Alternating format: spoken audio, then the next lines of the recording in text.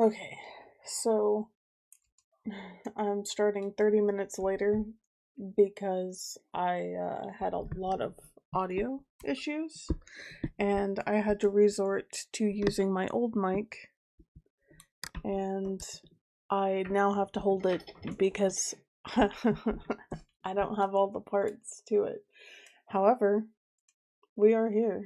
And I'm using my phone for my webcam because my webcam wants to use the audio and I can't turn that off for some fucking reason.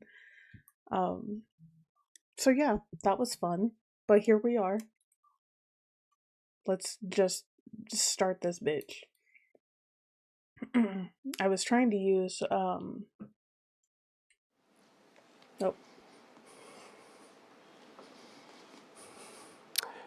Good evening. Before we begin, I'm proud to report that our country is safer, stronger, and far wealthier than it has ever been before. We are doing great. Less than 2 years ago, we inherited an economic and social disaster after the worst inflation in 48 years, the wide open borders with millions and millions of people pouring in from all over the world. oh, whoops. Sorry. Including criminals of all types, and 11,888 murders, many of whom killed more than one person. We had transgender for everybody, men and women sports, crime ravaging our cities, and the whole world was laughing at us as a nation, but not anymore. 2 years ago, our country was dead. Now we are the hottest country anywhere in the world. America is respected like we have never been respected before. We have more money being invested in the United States than at any time in the history of our country. More Americans are working today than ever before. This week it was announced that inflation saw the largest monthly decline in more than 6 years. Just happened. It was just given out. The media reported it, and we accept it. The best in 6 years. The tax cuts in our great, big, beautiful bill are saving hardworking families thousands and thousands of dollars, like with the provisions, no tax on tips, no tax on overtime, and no tax on Social Security for our great seniors, along with the interest deduction on a loan used to purchase a car, but only if that car is made in America, and a 100% expensing for our job-creating businesses. Our stock markets are at their highest point in many years, but we can actually say of all time. And your 401ks, pensions, and retirement accounts are setting records every single day, the highest in history. For years, we paid the highest price for prescription drugs anywhere in the world. Now we pay the lowest price under my most favored nation's policy because I was able to get the rest of the world and the pharmaceutical companies to act responsibly. Drug prices are coming down by 70, 80, and 90%. TrumpRx.gov, this will ultimately reduce the cost of health care. You have to go to TrumpRx.gov and take advantage of it. But the cost of health care is coming way down because of what we've done with prescription drugs. And with Trump accounts, every child in America now has access to a tax-free investment account to save for their future. Billions and billions of dollars are being invested, put in by companies and individuals to take care of our children so that at age 18, they will have potentially hundreds of thousands of dollars in their account, and they'll get off to a great start in life. So for that, go to TrumpAccounts.gov and sign up your child or any child who'd like to sign up. Our previously wide open borders have been transformed into the most secure borders in the history of our country, with 0 illegal aliens being admitted to the United States in the past 14 months. That is 0. Nobody thought it was possible. We had the worst border in the history of our country, and now we have the best. Crime is plummeting nationwide with the murder rate at its lowest level since 1900, or more than 125 years ago. We're making a record investment in our armed forces, and we have the strongest and most powerful military by far anywhere in the world. I built it during my first term, and unfortunately, we're forced to use it now. We won in Venezuela, which is now working with us to produce millions and millions of barrels of oil. We are likewise winning big in Iran, and you will see the fruits of that labor very, very shortly. America is back and doing really well, but we still have a major challenge that must be urgently addressed, because no country can be great without fair and honest elections. You have to trust your country, because if there can be no trust, there can be no greatness. And that's very simple. No trust, no greatness. For many years, I've called for bold, swift, and decisive action to protect the integrity of America's elections. Every American deserves to know that when they cast their vote, that vote will be counted accurately in a system, and that is to make that system secure, one where cheating and interference are not just difficult, but virtually impossible. Unfortunately, the system we have today falls catastrophically short of that standard. Tonight, I'm announcing the immediate declassification and release of critical intelligence revealing shocking vulnerabilities in our election infrastructure. This evidence shows that the election system we have dangerously exposes, and really exposes like levels never thought possible, to hacking, exploitation, and foreign interference. Just as disturbingly, this vital information has for many years been covered up and hidden from you, the American people, our beautiful, our great American people. But that all changes right now. The documents we will release starting tonight have been gathered by the White House Government Transparency Task Force, a great group of people, along with the staff of the President's Intelligence Advisory Board, supported by our top intelligence agency chiefs, who have all personally reviewed the findings. We are presenting this evening and fully confirmed their authenticity. You can see these documents for yourself at whitehouse.gov. That's whitehouse.gov. Go check it out. Our purpose in disclosing this information is not to weaken confidence in election, but to earn that confidence by confronting vulnerabilities and correcting them very, very quickly. And that's what we're doing. The documents cover 5 major areas of concern. First, they show that over a period of years, starting during the 2020 election cycle, the People's Republic of China carried out what is believed to be the largest compromise of election data in history, resulting in China's illicit acquisition of 220 million U.S. voter files. That information includes names, addresses, phone numbers, political party preferences, and other sensitive data that would be needed to register to vote and engage in other nefarious activities, which is exactly what was happening. This data loss presents an unprecedented election security nightmare.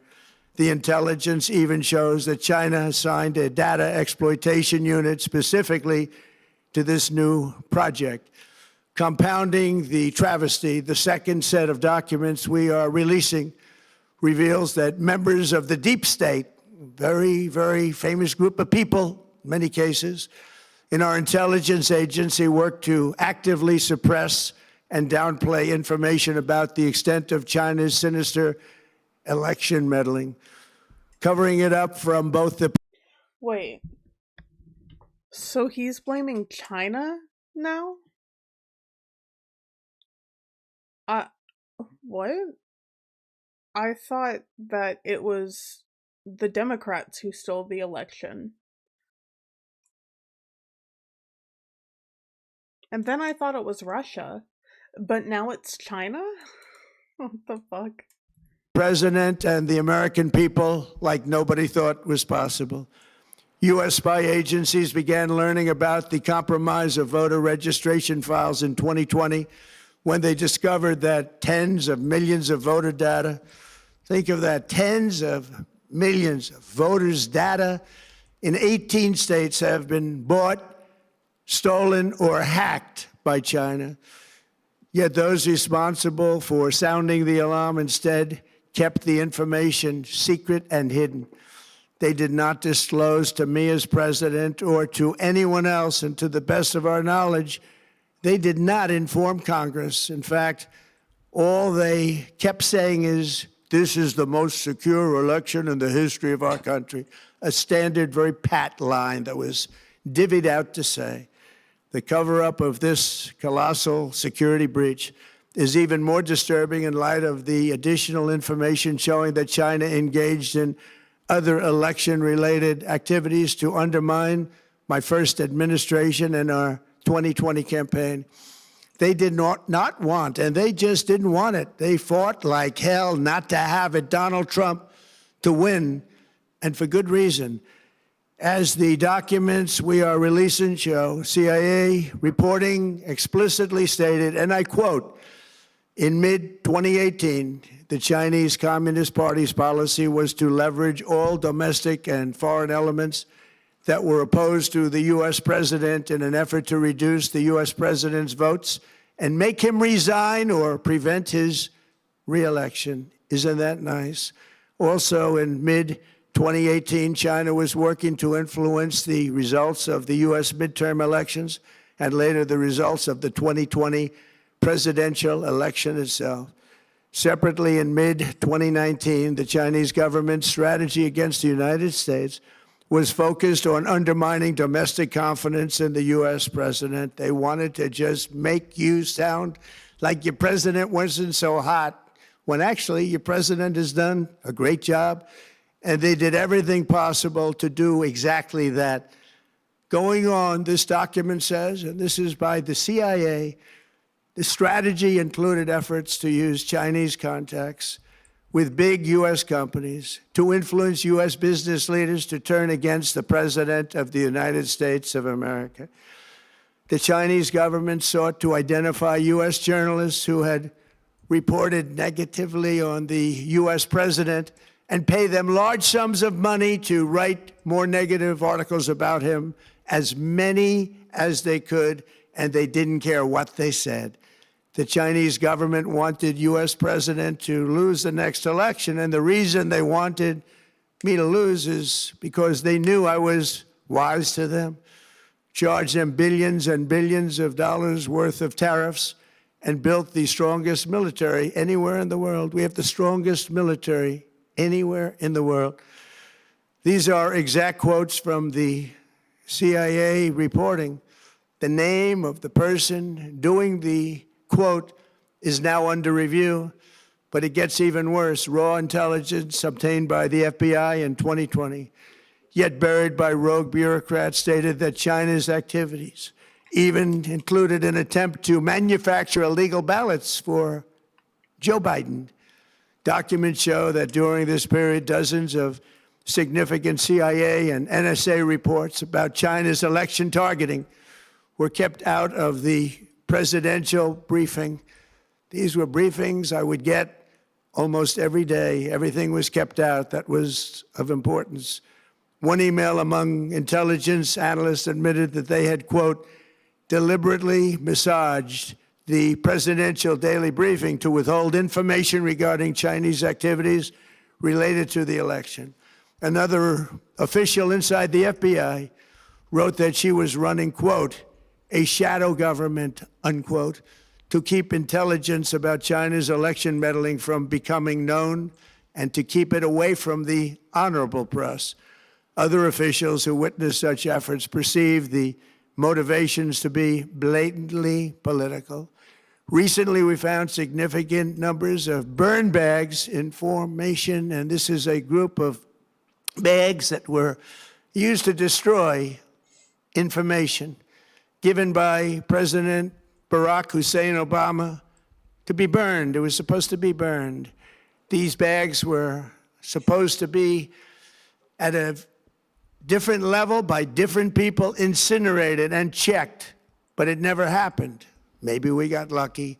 We believe this was not done on purpose, but rather through gross incompetence of the people that were supposed to burn the bags. But the findings are stunning. Today, I'm asking the Office of the Director of National Intelligence, the Department of Justice, the FBI, and the CIA to investigate how and why such crucial information was hidden, to fire those involved in the cover-up, and to file criminal charges, if appropriate, against these people. Yet concealing China's meddling was only the beginning. The third set of documents we are releasing proves that for many years, Americans were blatantly lied to about the security of our election infrastructure, including electronic voting machines and ballot counting systems. Dishonest, almost all. They're vulnerable and they're easily. So he's absolutely going for it with the narrative of this is why we need ICE and military at the polls.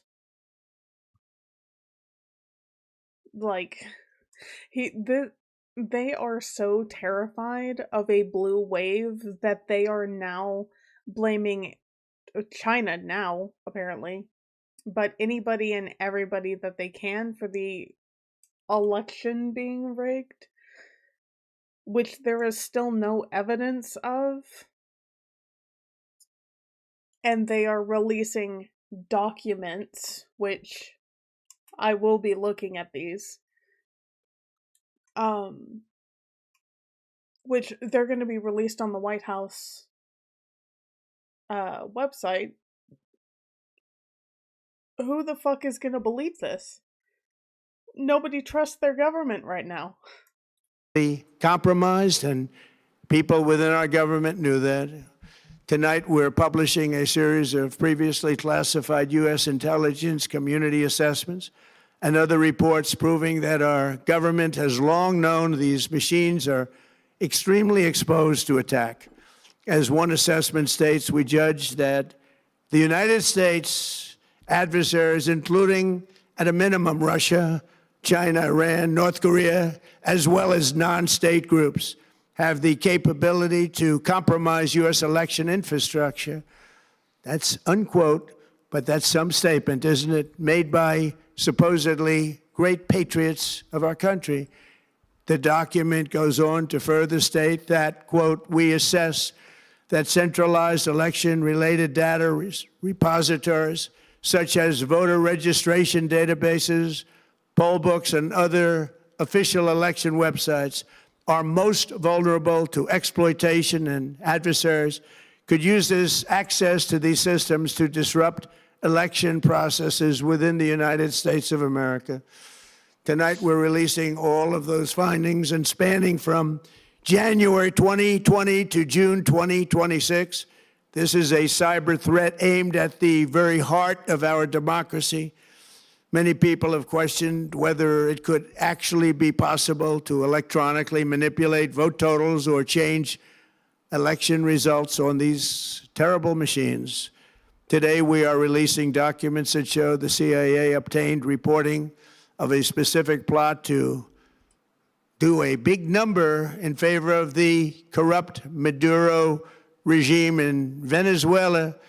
And that's exactly what happened, conspiring to digitally rig their own country's elections in 2020, and that's what they did. This reporting included precise details about methods to regime develop to digitally alter vote totals in ways that could not be detected even with an audit, no matter how deep they went. This intelligence underscores why we must take urgent action to ensure that our own system can never, ever be hacked or compromised like it was in the past. The fourth set of documents reveals that even when significant evidence of fraud has been detected, it has been buried and covered up. Among the disclosures tonight are FBI files detailing evidence of alleged fraud by a large-scale voter registration operation in Michigan. In 2020, Michigan State Police raided a Democrat Get Out the Vote organization, corrupt group in Muskegon. And we're so concerned by what they found. They were just so concerned. They couldn't believe it, actually, that they contacted the FBI in Detroit. The documents state that some canvassers admitted to FBI agents that they signed voter registration forms in other people's names, submitted fraudulent registration for people who did not exist, and received gift cards tied to their number of applications that they produced. In other words, it was pay, play, and cheat. The FBI agents working on the case believe that crimes were committed, yet the Biden Department of Justice slow-walked the investigation and killed it. Tonight, I'm asking the FBI director to ensure that the matter is fully investigated and to work with the Department of Justice to prosecute those responsible for any crimes. Finally, to reveal just how vulnerable our elections continue to be, we are releasing the results of a stunning investigation by the Department of Homeland Security. According to the DHS review, state voter rolls and public records, they identified approximately 278,000 non-citizens who are registered to vote in federal elections. Since Democrat states refuse to... That's not possible. Unless there is a whole system in place in wherever they found these these undocumented citizens who are voting, that's not possible. Because if you've ever voted, you have to show a driver's license. Also, whenever you register to vote, you have to put in your social security number. Undocumented citizens do not have either of those because they cannot get them. So that's just a lie. That would also mean that is the most amount of undocumented immigrants voting in an election that has ever happened, ever. How many did he say here? Hold on, let me go back real quick. Democrat states refuse to share their voter files. The real number is actually much higher than that. Yet, even this limited analysis found more than 250,000 foreigners illegally registered to vote. 250,000. 250,000. That's not possible. There's no way. That is just an absolute fucking lie. Put together, these disclosures reveal an election system so broken and so vulnerable that no one can possibly defend it. It is not defensible. Hundreds of millions of U.S. voter files are in the hands of foreign governments. Our machines and ballot counting systems are exposed to hacking and manipulation and corruption. China and other countries have been trying to meddle in our elections. Evidence of fraud has been buried. Hundreds of thousands of non-citizens and dead people are listed and active on the voter rolls, and yet we still have elections with no voter ID, no proof of citizenship, and tens of millions of ballots floating aimlessly through the mail. As one example... Oh. He's trying to get the Save America Act passed. He is so fucking desperate. ...of the insanity, California's recent election for mayor of LA and governor was held on June 2nd, a long time ago, but it was just completed a few days ago on July 10th. Think of that, much more than 1 month. Took a month to count the votes. I wonder what they were doing. This is worse than any third world country. There's no third world country that has elections like we have. In a rare move, NBC I think and third world ABC countries Fake don't News have have both said elections that they usually. would not cover this speech. They knew what it was about because of the fact that they don't like the topic, because they know how corrupt our system is and they don't want to reveal it. They and others in the media are part of a plot. They want to continue this fraud for whatever reason. They want to keep it going. They want to protect the radical left. They can't have a great country, and that's true. You can't have a great country without free and fair elections. Fraud like this should mean a revocation of their licenses. They use our public multi-billion-dollar in value airways for absolutely no money. They pay nothing. All we want is honesty in our elections and honesty in reporting. They pay nothing for multi-billion-dollar assets. Great damage has been done to our country. Our elections were left vulnerable to being rigged and stolen, and the trust of the American people was lost. This cannot be allowed to continue. Every American, whether you're a Republican, Democrat, Independent, or otherwise, should be able to agree that we deserve the most secure, honest, and fair election system anywhere in the world. Secure elections should be a partisan, really, we should be together, Democrats, Republicans, Independents, everybody, and it should not be a partisan issue. It should cause to unite us, not to divide us. This should be a cause. We should be united, not divided. In light of the brand new and irrefutable information I have revealed tonight, my administration is in the process of notifying the states whose election data was compromised by the People's Republic of China and many others. We will be working closely to mitigate any harm, and we're taking swift action to ensure that sensitive voter data is better protected so we can never be bought, we can never be hacked, and we can never watch a stolen election again. Tomorrow, the Secretary of Homeland Security will hold a briefing to outline his department's recent work confirming cyber vulnerabilities in our electronic voting systems. They are bad. We're in the process of informing governors, senators, and members of Congress of potential issues in their states. If you look at voting today, it's in such bad shape in so many states, and we are committing to fix it. And we're also committing to be working with those states and local jurisdictions to help them fix and patch known technical vulnerabilities before the midterm elections. We have very important elections coming up. We want those elections to be honest. I've also ordered DHS to notify every state about non-citizens on their voter rolls and direct them to remove all ineligible voters from the lists immediately. But most importantly, addressing this crisis of election security demands that Congress must pass the Save America Act. How easy is that to do unless you want to cheat? The only reason you wouldn't do it is you want to cheat because your policies are so bad and your candidates are so pathetic that you can't get away or can't get elected any other way.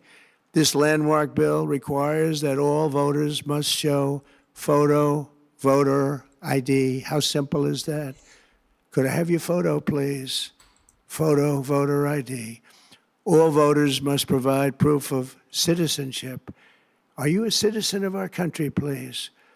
And hopefully there will be no corrupt mail-in ballots, which if you watched California and so many other places, mail-in ballots are inherently corrupt. So you would have no mail-in ballots except for illness, disability. The reason why he thinks that mail-in ballots are essentially voter fraud is because the majority of Democrats use mail-in ballots. Republicans spend their entire time telling their constituents to go to the polls, and Democrats advocate for mail-in ballots because mail-in ballots are easier. There are people who don't have the time to go to the polls. They can't take time off of work, which, yes, your job has to give you like 2 hours off, but you're not paid for that, and a lot of people can't miss those 2 hours. So it's just easier to vote by mail.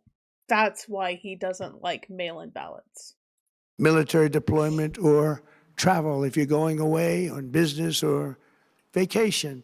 These reforms are urgently needed to stop the vulnerabilities that I've mentioned.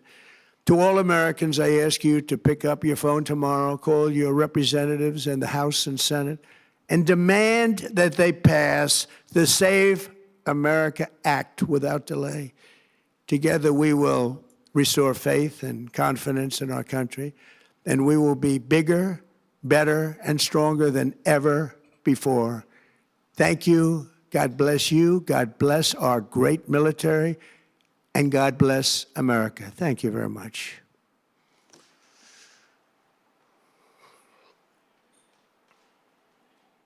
Oh, okay. I really did expect that to be longer.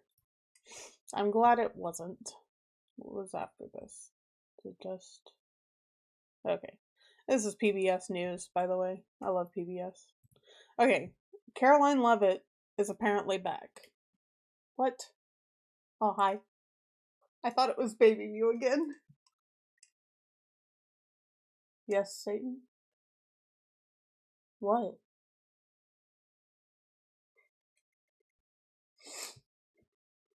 I'm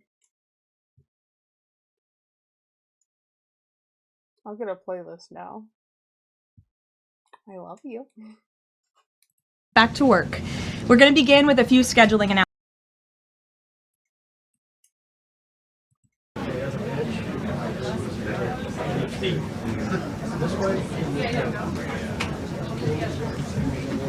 Good afternoon, everyone. It's great to be back with all of you.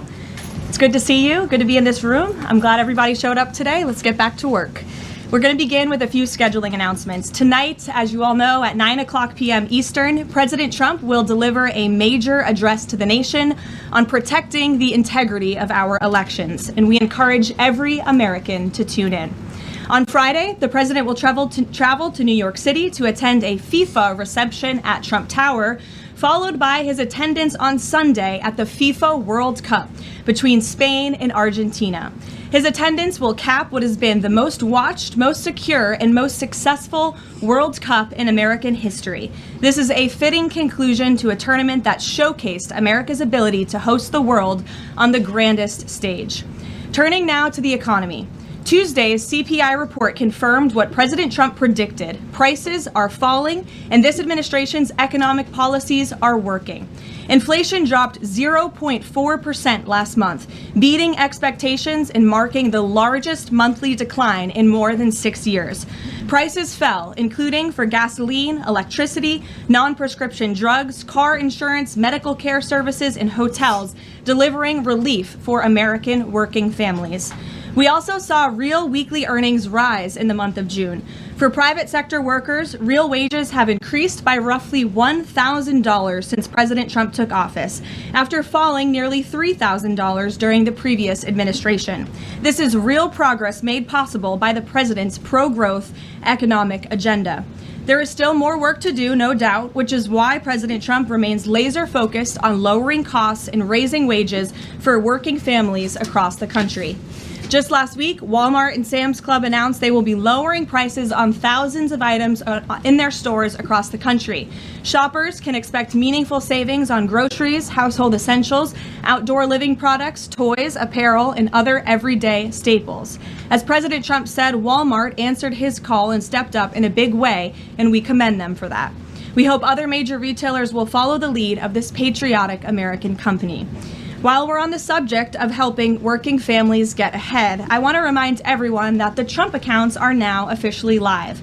To date, and this is a new stat from the Council of Economic Advisors this morning, more than 6.5 million American children have been signed up for accounts so far, including my 2 kids, who I signed up during my maternity leave. There are a few things I want to make clear about this massively beneficial program that has the potential to literally transform the financial future of this country. First, any child under the age of 18 is eligible to have a Trump account opened in his or her name. This is a free investment savings account that costs nothing to open. Second, thanks to President Trump, every child born between January 1st, 2025 and December 31st, 2028 will receive a $1,000 seed deposit from the United States Treasury. Third, parents, guardians, relatives, and friends can contribute up to $5,000 per year combined for each child. Employers can also contribute up to $2,500 per year on a tax-favored basis, counting toward the annual cap. The president believes there is no better investment than in America's children. Government projections show that a child whose family maxes out contributions could see the account grow to nearly $300,000 by the time the child turns 18. This is, I think we can all agree, an enormously powerful head start toward the American dream. These funds can be used for college, starting a business, or purchasing a home. This is truly a transformational, nonpartisan program. So I encourage everyone listening with a child to establish a Trump account today for your child and tell everyone you know with children to do the same. The app is also incredibly inviting and easy to use for parents at home. Finally, let's turn to the border. Brand new numbers this week from the Department of Homeland Security and Customs and Border Protection confirm that for the 14th straight month, this administration has released 0 illegal aliens into the United States. Again, let me reiterate, the 14th straight month, not a single illegal criminal alien has been entered into our country, released into our country by this administration. Illegal crossings in June remained at historic lows, and southwest border apprehensions are down 94% compared to the same period under the Biden administration. These numbers speak for themselves. Thanks to President Trump's strong leadership and unwavering commitment to law enforcement, America has the most secure border we have ever had in our nation's history. The administration continues working to reverse the previous influx of millions of illegal aliens into our country by the Biden administration, and our law enforcement professionals, God bless them, are arresting criminal illegal aliens across the country, including those convicted of the most heinous and violent crimes. This past weekend alone, ICE arrested a Mexican national and gang member convicted of second-degree murder in California, a Dominican national convicted of aggravated manslaughter in New Jersey, a Saudi national convicted of indecent liberties with a child in North Carolina, a Mexican national convicted of continuous sexual abuse of a child in California, a Nicaraguan national convicted of second-degree child molestation in Rhode Island, and a Mexican national convicted of lewd acts with a child under 14 with force in California. These are egregious crimes, and again, I think I like how a lot of these were from California, and a lot of them were child predators. It's extremely interesting to see, considering our entire government is filled with child predators, so why are we only arresting some of them and not all of them? we can all agree that none of you would want these individuals living in your communities, and you have this administration to thank that they are on their way back home. The American people delivered a decisive mandate to arrest and deport these dangerous criminals, and President Trump is wholeheartedly committed to delivering on that mandate every day. He will never waver in his duty to defend our homeland and protect the American people, and he has proven without a shadow of doubt that the chaos and the lawlessness that we saw every single day at the border and across our country under the Biden administration was a choice, and it is a choice this president has chosen not to make. While this work is far from finished, the border is secure, and deportations will continue. With that, I'll take your questions today. I look forward to doing so. I know there's a lot of news. We have two people in our new media seats today, Rachel Bade and Ben Black. Rachel, why don't you kick us off? Ben will give you a question, and then we'll get to the rest of all of you. Thanks, Rachel. Thanks, Karoline. Welcome back to the briefing room, and congrats on your baby. Thank you. Two questions, Sure. if I may. The first one, a fun one for your first day back. You now have 2 babies under 2 years old. I do. As someone who has a 4-year-old, I can only imagine how little you are sleeping right now. What is your one tip or secret to women who want to have it all, the kids and the hard-charging career? Well, thanks for the question, Rachel, and it is really good to be back with all of you. I don't think there is a secret. You just have to show up every day and keep going, and it really does take a village. Take the opportunity to shout out to my husband, who's home with our babies right now. I look forward to returning home later to be with them, but it's challenging. But for me, I view this as more than a job. I view this as public service on behalf of a president who I firmly believe in everything this administration is doing and really creating a better country for my children and their future, and I'm very grateful for that. Blessed to both be working in this job, but also to have 2 beautiful babies at home. And as you know, Rachel, and any mom in this room knows, there's nothing better than being a mother. So thanks for the question. Babies are the best. Okay, a question about tonight. There are a lot of Republicans in this town who very much support the SAVE Act and want to make sure, our elections are upheld, election integrity, top priority for them. But some of them are concerned that tonight's primetime address might focus on, elections of the past, relitigating them rather than voter concerns of today. I'm wondering, can you tell us if the president tonight is going to talk about the economy? You just talked a lot about the economy and what we're seeing there.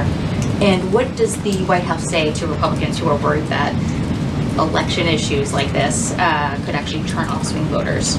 Well, a few things. I would encourage everyone to tune in tonight. I've seen a lot of reporting and frankly misreporting about what the president will say. I think the American people will be relieved to hear what they are hearing from the president of the United States and his commitment to transparency and the focus on the integrity of our elections tonight. I think all Republicans and Democrats should recognize this should be a nonpartisan issue. If we don't have safe and secure elections in our country, we cannot have a country. It is a vital part of our democracy, of our constitutional republic. The president will be speaking about that tonight. And in addition, at the very same time, of course, he is working on all of these economic issues that the American people have at home. I just read to you the latest inflation numbers are looking good, the best report in 6 years. The president, Republicans and Democrats and all Americans have this president to thank for the largest tax cuts in American history, which every Democrat on Capitol Hill voted against. You have this president to thank for the Trump accounts for our children and securing the future of the American dream. So this president is doing a lot, but obviously safe and secure elections are a true tenet of our constitutional republic, and the president will be speaking about that tonight. Thank you. And Ben, please. Hey, so I'm from England. I've been following the World Cup all around, absolutely loving it. Unfortunately, we got knocked out last night, so I'd love to ask you a favor. Tough day for you today. Yeah, it's all good though. But I want to know, so all these football fans coming to America, absolutely having a great time. I've had an amazing time. What do you want these football fans to take away from their time in America? Sure. Well, I'm so glad you enjoyed your experience here in our country, and sorry for the loss. We look forward to the final match on Sunday, and I know the president looks forward to attending, but I think the world saw that this president and this country is able to put on the greatest show in sports in the world. And we are a kind people, we are hardworking people, and we have the best country on the planet. And I know I've loved seeing the videos from foreigners from around the world who have traveled to the United States and have been quite surprised about how lovely and enjoyable the United States is. I don't think we get enough credit from the international media around the world, but we encourage everyone to come and experience America for themselves. So thanks for being here. Absolutely. And safe travels home. You're welcome. Caroline. Garrett. Caroline, welcome back. Good to see you. Likewise. To the degree that this speech tonight is about elections past, not elections upcoming, the 2020 election has had dozens of recounts, lawsuits, audits. 2024 election widely believed to be safe and secure. There's not really any question about that. A lot of people Because look at it was this. too big to rig. Well, I think a lot of people look at this There's a and massive wonder, amount of votes for this president. That's why he's in the Oval Office there were, right now. no one disputes that. And there were a significant amount of votes for Joe Biden, who won in 2020. I think the question is, why is the president unable to let this go?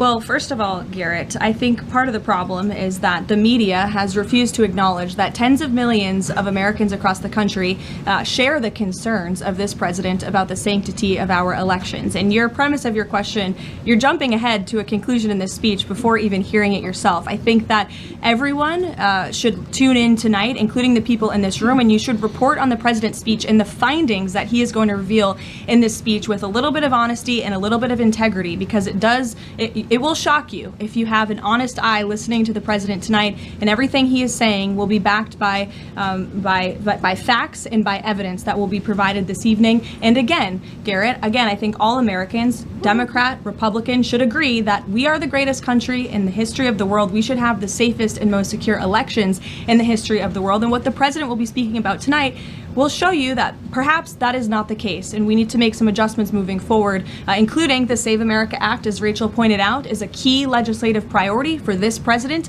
on Capitol Hill, and he wants to see all senators and members of Congress voting in favor of the Save America Act, because it's crucially important as we move forward. Aisha. Hi, Caroline. Welcome back. And Thank you. I'm assuming the pink is for your baby girl. You know, I didn't think that, but I guess it is now. Thank you. We've talked a little bit about what the president might say tonight, but the other question is, who is running the teleprompter tonight after this report that the other guy is now under investigation for making money off of reading the president's speech? Obviously, I'm aware of the report. The president is too. I spoke with him about it. He believes it's deeply unfortunate and frankly a disgrace. And the individual that was cited in that report is complying with the CFTC, but has been put on paid administrative leave. So there will be a teleprompter operator tonight, of course, but it will not be the one, unfortunately, in that story. And one more on Iran. The Vice President, J.D. Vance, went on this podcast with Joe Rogan yesterday, talked about Israel, in which he said that there are some people within their system that we know beyond a shadow of a doubt who are manipulating and trying to change American public opinion to keep the war going on indefinitely. Does the president agree with that statement? I think the president would certainly agree that, yes, foreign countries certainly do try to persuade American public opinion. There's no doubt about that. I think it's just a basic fact. Ed. Good to see you, Caroline. Following up on the teleprompter and then one on tonight's speech, what steps is the White House taking to ensure something like that doesn't happen again? Well, the White House has extremely strict ethical guidelines with respect to issues like this, and as I just told you, this individual will no longer be here. He'll be on paid administrative leave. I'm sorry, without pay. The administrative leave is unpaid, to be very clear. That was a decision by the president, so I think that speaks for itself. On the concerns about the election, will the president accept the results of November's elections? Look, Ed, you should tune into the president's speech tonight before you jump ahead to conclusions about what's actually in the speech. Again, I've seen a lot of reporting and misreporting about what the president will say. We hope CBS will take the speech, and all Americans should take it. Okay, but I'm not presuming anything. I'm just asking, will he accept the results? Caroline, two questions on the Trump account. First, following the birthright citizenship case, is there concern that babies that are born to illegal immigrants here in the United States are not excluded from these accounts? And also, since the $1,000 per child from the Treasury seeds these accounts, can you assuage concerns from those who feel this is wealth redistribution? I would certainly not describe it as that. As you know, this was an incredible private-public partnership.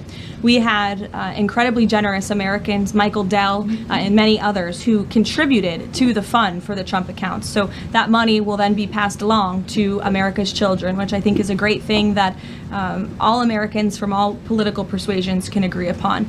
With respect to your question on birthright citizenship, I think the president has made his view and the White House has made our view on this case quite clear. We're going to continue to move forward to work with Congress, hopefully in the future, to remedy this problem in our country and to ensure that we cannot have this scam continuing where you have foreigners from all around the world traveling to our country to give birth to babies who are then given the greatest privilege on the face of the planet, American citizenship. That's not how our founding fathers intended this country to work or to operate, and the administration is committed to finding solutions to remedy that. Do they have access to the Trump accounts, though? Those are children of those illegal aliens? That's not something I've discussed directly with the president, so I don't want to speak out of turn on that. As you know, Carrie, all American citizen children are able to access the Trump accounts as it stands right now. Caroline. Sure, go ahead. Thank you very much, Mark Stone from Sky News. Can I switch to Iran, please? Sure. And specifically, the Manab school attack. 120 children dead, 26 of their teachers. A Sky News investigation released today points to all this being a tragic mistake by America, by the US military. So could you explain, please, why the president is repeatedly saying it wasn't America, when he hasn't actually, he says also that he hasn't even seen the report? I can't speak to the Sky News investigation respectfully because I have not read it. All I can speak to is what the president has said as I speak on his behalf, and the investigation continues, and we would defer you to the Department of War for further questions on it. Do you mind following up, if I may? Sure. I just want to My understand. answer's not going to change. I just want to understand why he consistently says it wasn't us, we didn't do this, when all the evidence and indeed the preliminary report, and we've spoken to a military insider who says this was human error. Well, that's the president's opinion, and at the very same time, he has said the Department of War is investigating the matter, and we would defer you to them for any questions with respect to the investigation, which obviously has not been released yet. I would defer you to them for further questions on it. But there's been, I think the president feels that way because he knows that our military always acts in good faith and absolutely never targets civilians or children, unlike the other side of this conflict, Iran, who is well known for killing women and... Didn't we just kill 30 Iranians? I'm pretty sure that just happened. children and innocent people in their country for a very long time. So you should focus on that in your reporting. Danny. Thanks, Caroline. Welcome back. Another World Cup question, much as it pains me. President Trump had some harsh words for Spain at the NATO summit last week about their spending. Does that mean he's going to be supporting Argentina Sunday? Danny, it is a really good question, and I'm disappointed in myself for not asking the president before I came out here, knowing you would probably ask. I haven't talked to him about it, but we'll get you an answer on that. You're welcome to ask him yourself at some point before the game. I'm sure you'll see him, and I'm sure he'll have a fun answer for you on it. Sure, in the middle. Go ahead. Sure, Jasmine, go ahead. Thank you, Caroline. Welcome back. Thanks. Back on the teleprompter issue, Notice reported earlier this year that Kalshi was inaccessible on the Wi-Fi that journalists here at the White House have access to. Are staffers back in the West Wing and other parts of the EOB, et cetera, do they have access to Kalshi and Polymarket on their Wi-Fi? On our work computers? Yeah. Honestly, I've never tried, so I don't know. But I'm happy to go try and get you an answer on that. Another question, Caroline. In the back, Reagan. Sure. I just wonder, are Jasmine, there go ahead, and then Reagan go. Are there any other White House staffers or people within the administration who are suspected of also placing bets on Kalshi or Polymarket or other things with some of this privileged information? Not to my knowledge, not that I've been made aware of. And as you saw, I think this played out exactly how it should. Kalshi notified the CFTC of suspicious activity. They investigated that, identified the individual, and he will now no longer be working at the White House. So I think that answers all the questions on this matter. Reagan. Thank you, Caroline. I have a question for you on the Save America Act and Senator Graham, and then a quick question on Iran. Sure. Trump said in one of his final conversations with the late Senator Graham that he was talking about the Save America Act and that he felt like they were in a great position with it. Do you anticipate that the Senate is going to be more aggressive to push the Save America Act in light of the fact that it was so important to Senator Graham so close to his death? Sure. Well, since I haven't had the opportunity, let me just express my sincere condolences to Senator Graham's staff and his family. He was beloved by so many here at the White House, especially the president, and I know that the news of his sudden passing was just tragic to all of us, especially the president, who considered him a dear friend. The Save America Act, as I said, Reagan, is of vital importance to this president, and he wants to see it move forward. I understand that Capitol Hill and Speaker Johnson are moving forward with attaching as many elements of the Save America Act as possible to the Budget Reconciliation 3.0. Here we go. The president is supportive of that process, and he hopes that Republicans will vote for this important piece of legislation. The Budget Reconciliation bill not only will address the Save America Act, but also ensure important aid for our farmers and our war fighters, which the president supports as well. Brian. Thank you, Caroline. Welcome back. Thank you. On the Kalshi situation, I have just a few questions on that. Sure. This individual has been accused of making trades around the president's speeches for months. I mean, this has been going on since at least earlier this year, maybe even before that. Did the White House counsel have any awareness that this was going on with this individual? And if not, No. so if no, then why not? Is there any sort of plan in place to try to figure this out, to see if anyone else is doing this, or to track future people from, see if they're making these types of bets in the White House? Any discussions around that? Look, there are very strict ethical guidelines here at the White House that explicitly state not to do this, and the White House counsel's office makes that clear to all of us who sign up to work in government on behalf of the president. So I think there has been a plan in place. This individual unfortunately violated the plan, and therefore he's paying the consequences for it. I don't know why there's further questions I on just want to follow on this, but then doesn't that leave open the possibility, even though there are the rules, I mean, there's no disputing there are strict rules on this, but if there are no mechanisms in place, and then I'm not saying that there are, there should and should not be, but if there are none in place to try to track this happening inside the White House and inside the executive branch of the government, doesn't that leave open a possibility for this to keep happening or happening again, and these result people making bets like this inside the administration? Again, there are very strict ethical requirements required by all staffers and officials here at the White House, and if they are violated, people will pay consequences for that, as you're seeing with this case. Libby. Karoline, welcome back. Thank you. I have a question about Senator McConnell, but first on Iran. President Trump has now greenlit strikes on Iran for nearly every day this week. Does the White House describe negotiations more at a standstill or essentially completely over?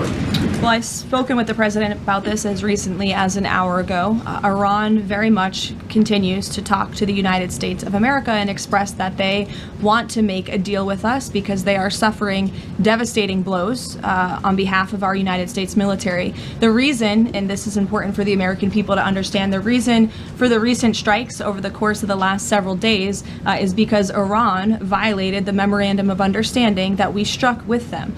Specifically, in the Memorandum of Understanding that they signed, they were not to fire on commercial vessels moving through the Strait of Hormuz. And unfortunately, they have made the tragic decision for them to do that. And President Trump is not going to sit by and allow these active acts of terrorism to take place in the Strait without ensuring Iran pays consequences for that, and that's what we are witnessing right now. Talk to him about this within the last hour. I mean, does he essentially seem fed up with these negotiations? And can you explain why the American people should think that a deal with Iran would even be worthwhile at this point, given the fact that they broke it already?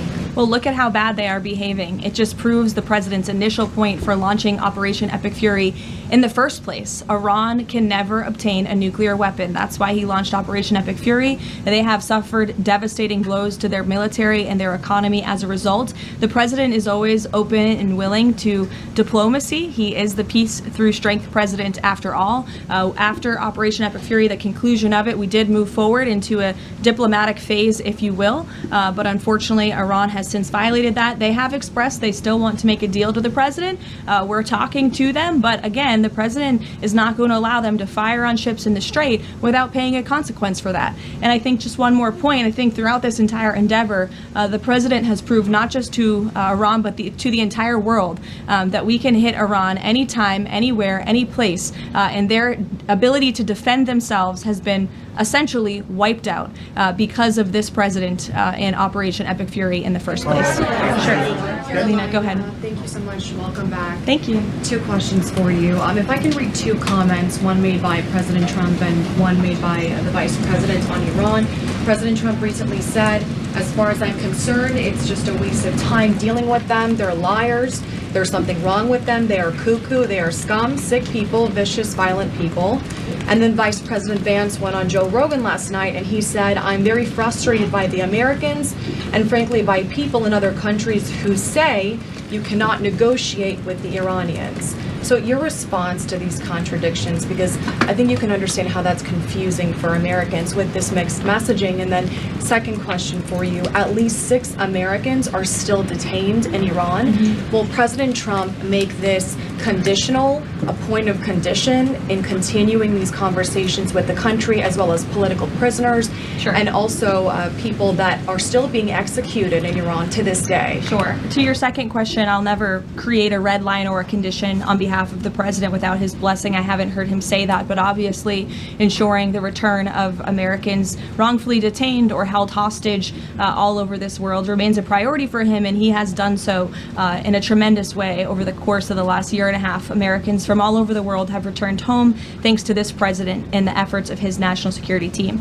To your first question about the comments between the president and the vice president, respectfully, I do think you're taking comments from different times throughout this conflict and kind of asking me if these are contradictory of each other. I can tell you the president, vice president are on the exact same page about where we are right now in this conflict. And the fact that you do see elements of what's remaining in the Iranian regime that are more willing to make a deal, and then other elements who are not so maybe willing to make a deal, shows that Operation Epic Fury was incredibly effective because we neutered their ability to communicate with one another, and they are a fragmented system. They are not the once very strong, powerful terrorist state that they were before this operation, which was one of the ultimate goals. So we'll continue to work through the process, and as I said, the president will hold them accountable when they turn their back on the words that they state to the United States, but he is always open to diplomacy at the very same time. Thank you, Caroline. Sure.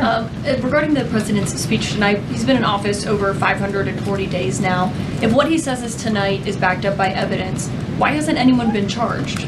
Well, he hasn't revealed it yet. He hasn't declassified the documents yet, and you will see what he says tonight, and then we'll move forward appropriately.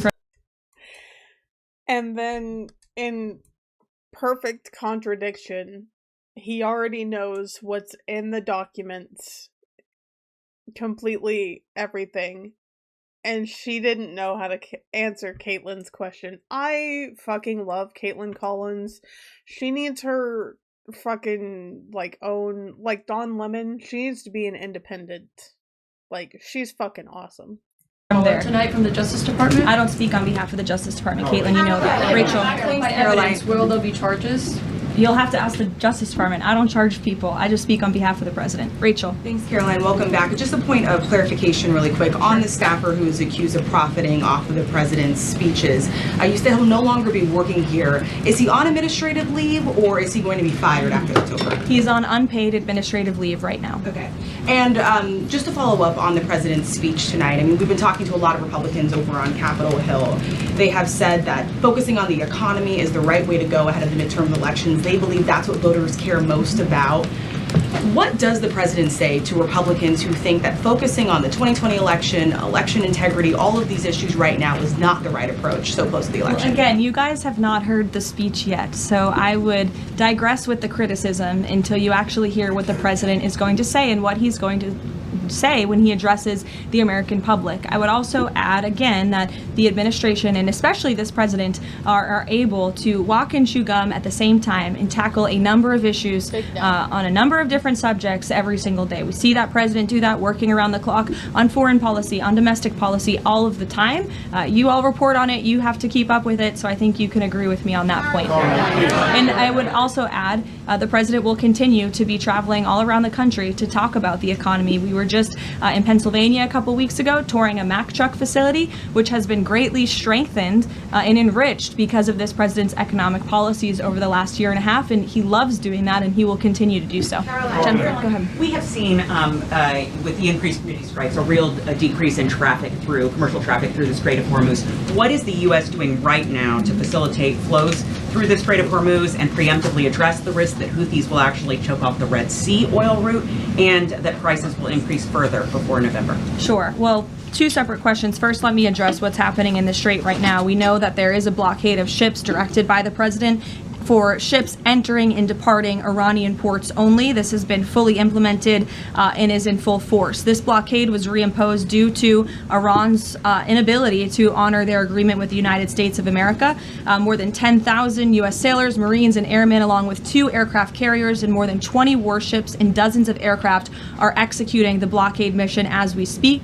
And during the first 24 hours of the blockade, U.S. CENTCOM has redirected 2 compliant commercial vessels and disabled 1 non-compliant vessel. So look, the Strait is open for ships that are not traveling to and from Iranian ports specifically, and the U.S. Navy is there to ensure that can take place. With respect to gas prices, as you know, the price of oil right now is approximately $80 a barrel, maybe a little less. Before I came out here, that's what it was at. Gas prices are down approximately 60 cents a gallon off the peak of this conflict, and the president was honest with the American people from the beginning. There may be temporary disruptions in the oil market, but what we haven't seen is what all of the naysayers said, that there would be massive increases in the price of oil that so many warned about. And that's in large part because of the president's domestic energy policies here at home to revamp our domestic production here, but also the administration has taken many swift actions to mitigate these temporary disruptions. As you know,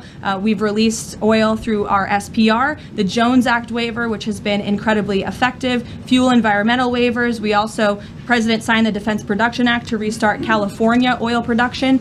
So all of these very swift and mighty actions on behalf of this administration have led to a rather stable oil market, and the president will continue to do all he can to ensure prices come down, stay stable for the American people and the American consumer until the end of this conflict. And ultimately, I think Americans should keep in mind why we're doing this in the first place, to ensure that Iran, a terror state, can never obtain a nuclear weapon. Dasha, go ahead. Caroline, nice to see you back. You too. Two questions, one on tonight and one on immigration. It strikes me listening to the conversation in this room about Iran, given the questions that folks on both sides of the aisle have about strategy and endgame, given that the United States has intensified strikes on Iran, typically in a time of conflict, when the president gives an address to the nation, you would expect him to address this conflict. Number one, will he talk about Iran, and why is that not the major topic of his speech?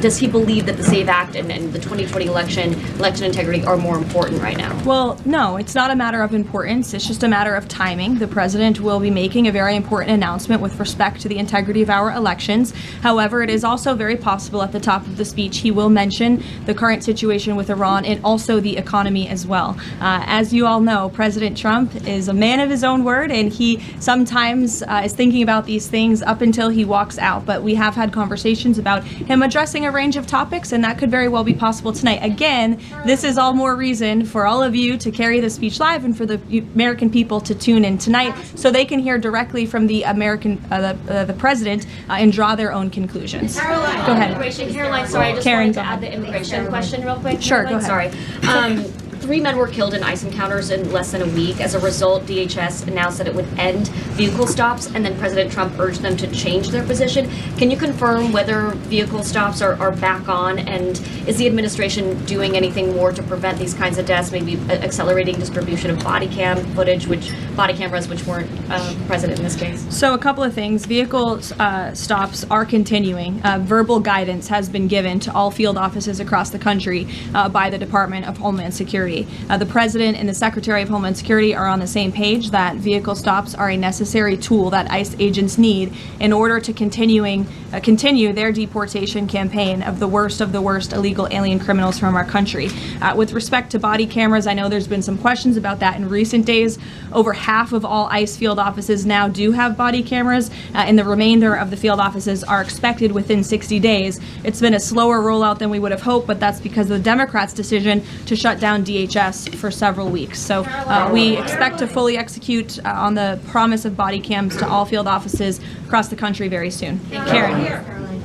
On the parasite outbreak related to produce, can you give an update on the administration's response to this? Are there federal officials on the ground in the hardest hit states right now doing any testing of production facilities or farms to try to figure out where this outbreak has started? Sure. Well, what I can tell you, having been back at the White House for just a couple of short weeks, I've been in meetings on this very topic, and I can tell you the White House is closely monitoring the situation, has a handle on the situation. We're committed to providing the CDC and the FDA the resources that they need, and we urge all Americans to follow CDC guidance on properly washing and cooking raw ingredients to prevent this foodborne illness. As you know, there has been an unusually high number of cases. There are typically thousands of cases cases of this outbreak every year, but there has been an unusually higher number, and that's why we're working with the FDA and other partners at the federal, state, and local level to increase detection methods, provide the guidance, and then also, most importantly, trace the outbreak back to its original source,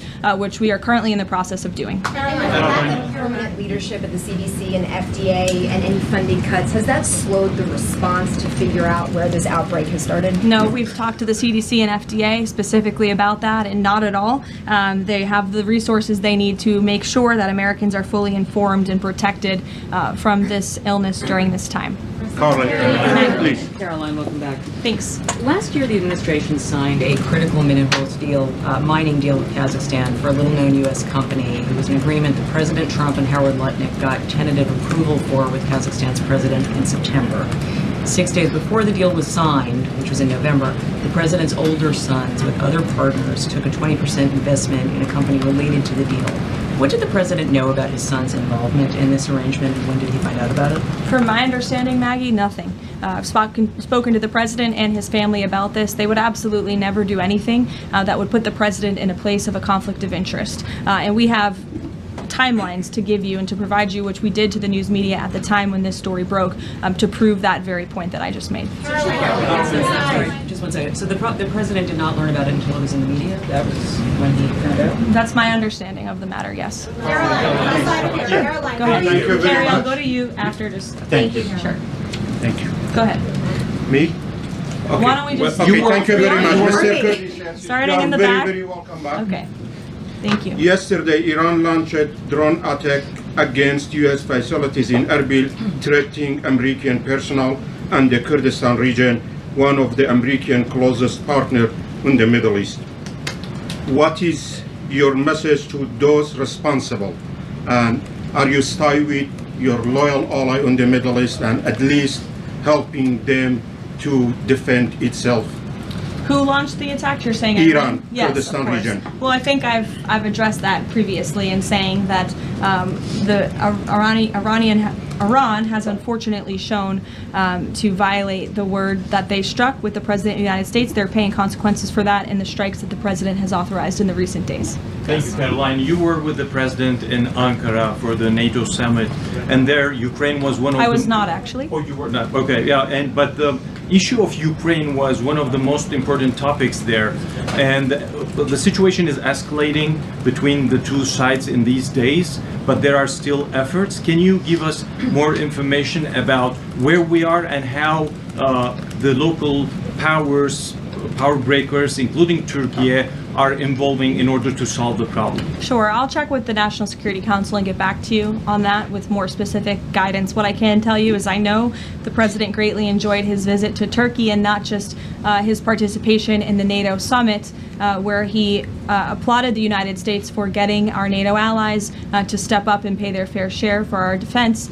but also he greatly enjoyed his time with President Erdogan in Turkey and appreciates the bilateral relationship between our two countries. Kara. Caroline, welcome back. Thanks. Contrary to what the mainstream media is reporting, Americans that I speak to care deeply about election integrity. This is true.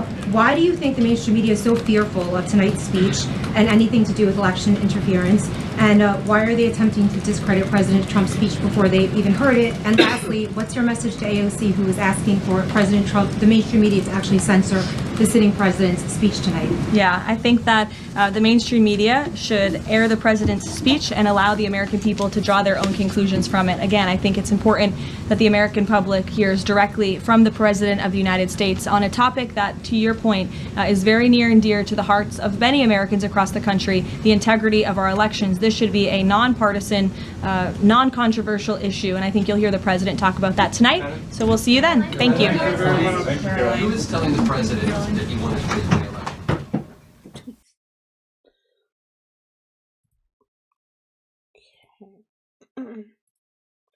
Then this is the last one. One of the Epstein survivors, and then the DOJ pardon attorney who was fired, is testifying. This was either before or after the confirmation hearing for Todd Blanche. unimaginable loss. Ms. Boss's daughter, Megan, was discovered in a dumpster belonging to an illegal immigrant. The man was arrested, but within 24 hours he walked free. The sanctuary city and soft on crime policies of her home state failed to protect her daughter or deliver justice to the families. Ms. Boss had no recourse until President Trump learned of the case and ensured that the man was detained by ICE. Sadly, Ms. Boss knows firsthand how important it is to have Justice Department that listens to victims, pursues justice, and works to protect communities. Ms. Boss, I'm very sorry for your loss. I'm grateful for your testimony today. We also have John Edler, President of the Federal Law Enforcement Officers Association Foundation. He was a first responder at Ground Zero on 9/11 and has decades of experience in law enforcement. For years, he served as the Chief Firearms and Tactical Training Instructor of the Southern District of New York. While at that position, Mr. Adler met and observed Mr. Blanche's diligent work firsthand. Mr. Adler previously served as Director of the Bureau of Justice Assistance. Based on that experience and his decades in law enforcement, Mr. Adler now advocates for officers in the field. I look forward to learning his experience and perspective on Mr. Blanche's efforts to support law enforcement. And now, Senator Durbin, would you please introduce your guest? Thank you, Mr. Chairman. Let me say at the outset, at your request, I'm trying to accommodate the attendance issue, which we both struggle with as you as chairman and me as ranking member. And one of my witnesses, minority witnesses, has not arrived yet. She was told it'd be a little bit later, but we would start that. So I'm going to introduce her, and when she arrives, she'll take to the table and be sworn in by you. Okay? Okay. All right. Thank you. The first minority witness is Danny Bensky. I met her yesterday. Ms. Bensky is a choreographer and dance educator. She's also a survivor of abuse by convicted sex trafficker Jeffrey Epstein, to whom she was trafficked when she was 17 years old. Ms. Bensky will tell us when she comes how, due to the carelessness of the Justice Department, graphic details of her abuse, as well as her identity, were released many times, despite her efforts to redact her information. She says that she, quote, won't stop fighting until the world is safer. I thank her for her courage, and I hope she arrives soon because of the change in plans. We've had some confusion. My second witness, the second minority witness, is Elizabeth Oyer. Thank you for being here. She was the Justice Department pardon attorney until March 2025. She oversaw the pardon office now run by the failed nominee and mega extremist Ed Martin. Prior to service in the Justice Department, Ms. Oyer was an assistant federal public defender in Maryland and a litigation partner at Mayor Brown. She's a graduate of Harvard Law School and the illustrious Georgetown University. She will tell us how her former office has devolved into a pay-to-play operation with mega donors jumping ahead legitimate pardoned candidates, often without proper vetting, the height of corruption. How do we know this? Ms. Oyer was fired by Mr. Blanche just days after he took office for refusing to restore gun ownership rights to one of the president's personal friends, convicted domestic abuser and actor Mel Gibson. I yield, Mr. Chairman. Yeah. Now back to the work of our committee. We have one more member to get here. In the meantime, I want to enter into the record 9 letters supporting Mr. Blanche's nomination from major law enforcement organizations. Combined, these organizations represent hundreds of thousands of law enforcement officers from around our country who work every day to uphold the rule of law. The letters all praise Mr. Blanch's qualifications to serve as Attorney General and his collaboration with law enforcement Americans to keep everybody safe. One letter states this, so I quote, "We believe Mr. Blanch's leadership will help ensure that the Department of Justice remains focused on public safety, the rule of law, and providing unwavering support for law enforcement professionals who risk their lives daily to protect our families and communities." End of quote. Without objection, these will be entered in the record. Then also I want to introduce into the record a letter supporting Mr. Blanch's nomination from 23 state attorneys general. The letter praises the Justice Department's success under Mr. Blanch's leadership in combating violent crime, enforcing our immigration laws, ending race-based discrimination, prosecuting criminal enterprises, and rooting out fraud against taxpayers. The letter goes on to state, quote, "At a time when Americans expect their government to protect communities from violent crime, narcotics trafficking, human trafficking, terrorism, and organized criminal activity, Todd Blanch has shown the ability to deliver real results. His record reflects a commitment to public safety, vigorous enforcement of federal law, and effective stewardship of the Department of Justice." End of quote. Without objection, those letters will be entered into the record. Would you like to make your speeches on judges now? I only have one or two, if you want. Why don't you go ahead and do it? Okay. We've got to wait for Tillis. Okay. We're still waiting on one, Senator? Yeah. Okay. Well, this is a little out of sequence, but I'm trying to cooperate on a bipartisan basis. Report that. Say a word about Daniel Traynor, nominated to be the U.S. Court of Appeals for the 8th Circuit. Prior to his confirmation for District Court Justice, Judge Traynor showed his true colors when it came to MAGA issues. After he was confirmed, he had a chance to show whether he would be a neutral arbiter on the bench. Unfortunately, he's not demonstrated that.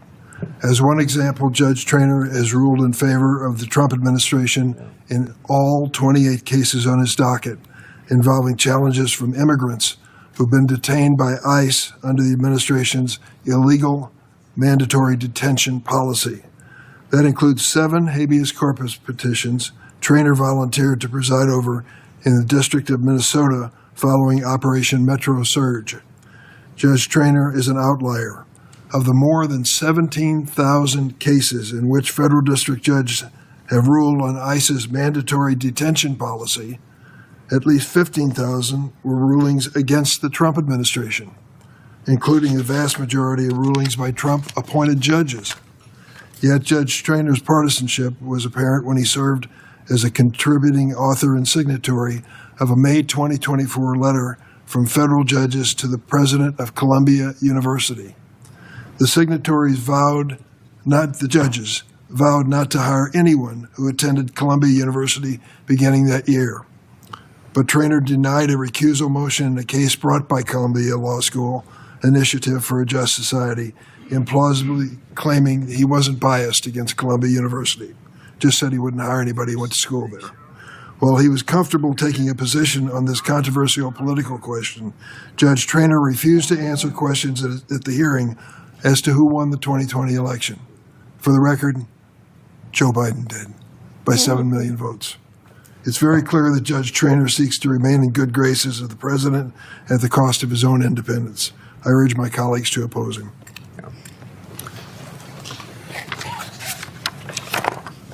I'd like to introduce into the record a letter supporting Mr. Blanch's nomination. This letter is from the American Center for Law and Justice. The letter states, quote, "Mr. Blanch has demonstrated the experience, judgment, and leadership necessary to guide the Department of Justice at a time when the faithful administration of our laws is a paramount importance. his service as Deputy Attorney General and most recently Acting Attorney General, together with his distinguished career as both a federal prosecutor and defense attorney, has given him a broad understanding of the department's responsibility and the constitutional principles that must guide him in his work. Without objection, this will be entered in the record. Now we'll have 77 former Department of Justice official writing a letter in support of Blanche. So I'll enter this in the record, and I want to quote from this letter. Todd Blanche understands that the department's mission is to deliver justice, not to serve political interest in entrenched bureaucracies.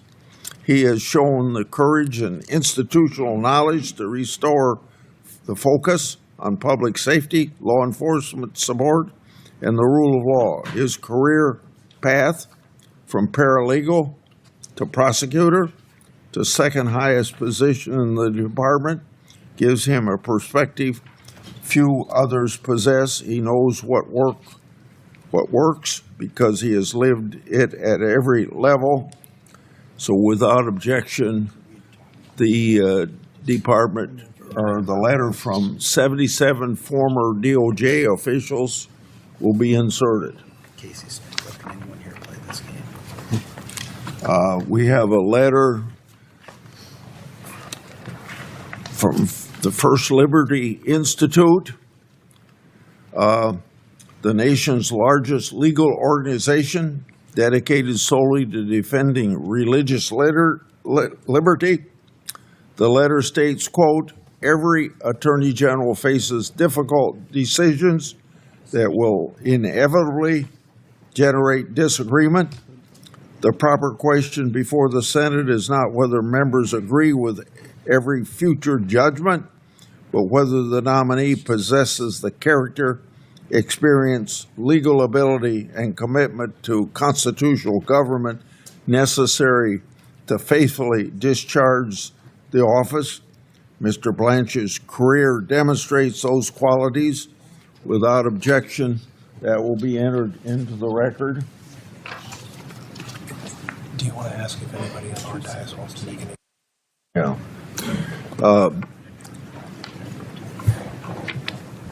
Is he here? He's coming. He's walking up. Okay. When tell us coming. Hearing run behind before. Okay.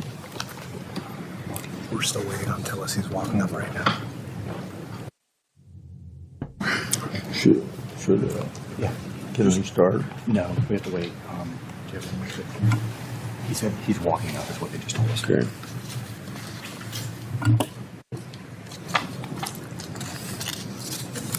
We now turn to the nomination. Wait. Not yet. Here, let's read that one.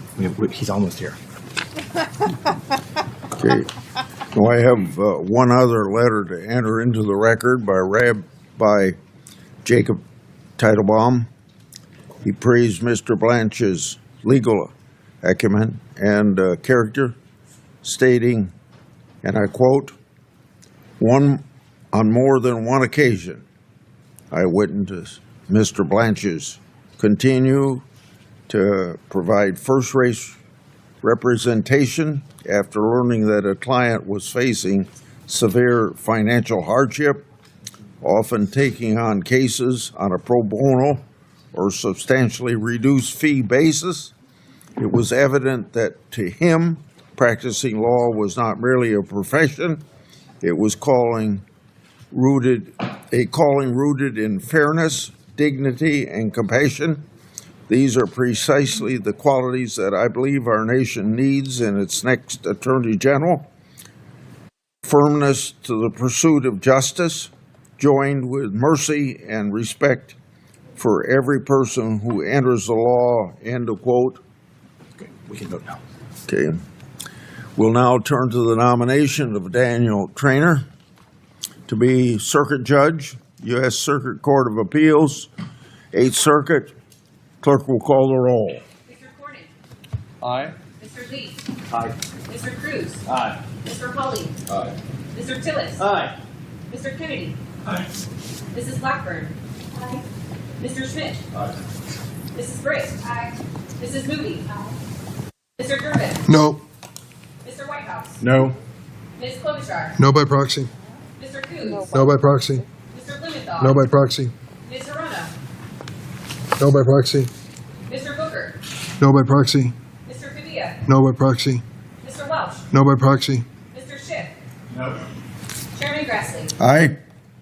On this vote, the ayes are 11, the nays are 10. The nomination will be favorably reported. Now we go to Angela Colmenero,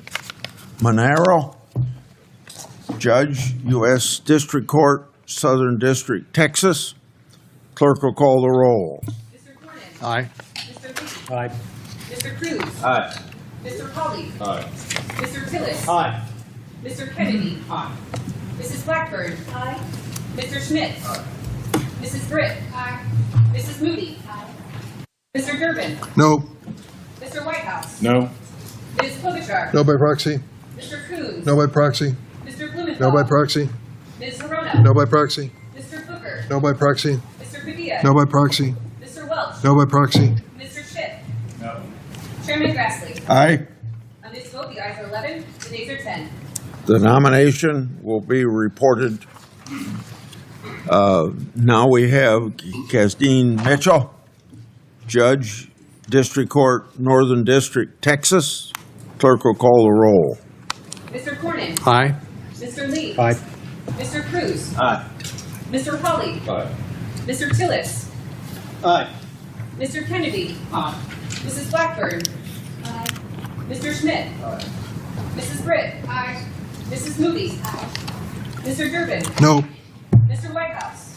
No. Ms. Klobuchar. No by proxy. Mr. Coons. No by proxy. Mr. Blumenthal. No by proxy. Ms. Harana. No by proxy. Mr. Booker. No by proxy. Mr. Padilla. No by proxy. Mr. Welch. No by proxy. Mr. Schiff. No. Chairman Grassley. Aye. On this vote, the ayes are 11, the nays are 10. Mitchell will be reported to the Senate floor.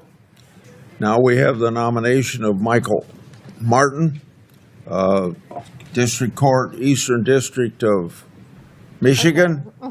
Clerk will call the roll. I think they're still waiting for somebody else to get here. We don't need to watch all of these nominations get voted on. This ends our business meeting. Now I call the hearing to order. I would like to have the witnesses, would you please stand, because we swear each in at every meeting. Do you swear that the testimony you're about to give before this committee will be the truth, the whole truth, and nothing but the truth, so help you God? I do. They all answered affirmatively. Yeah, okay. Senator Durbin would like to give an opening, so Go ahead. Want to say something? I already said, I already spoke. I'm done. Okay. So, welcome back, Senator Ashcroft. Will you please begin your testimony, and then we'll go right down the list of people the way you're seated there. Well, thank you, Chairman Grassley and Ranking Member Durbin.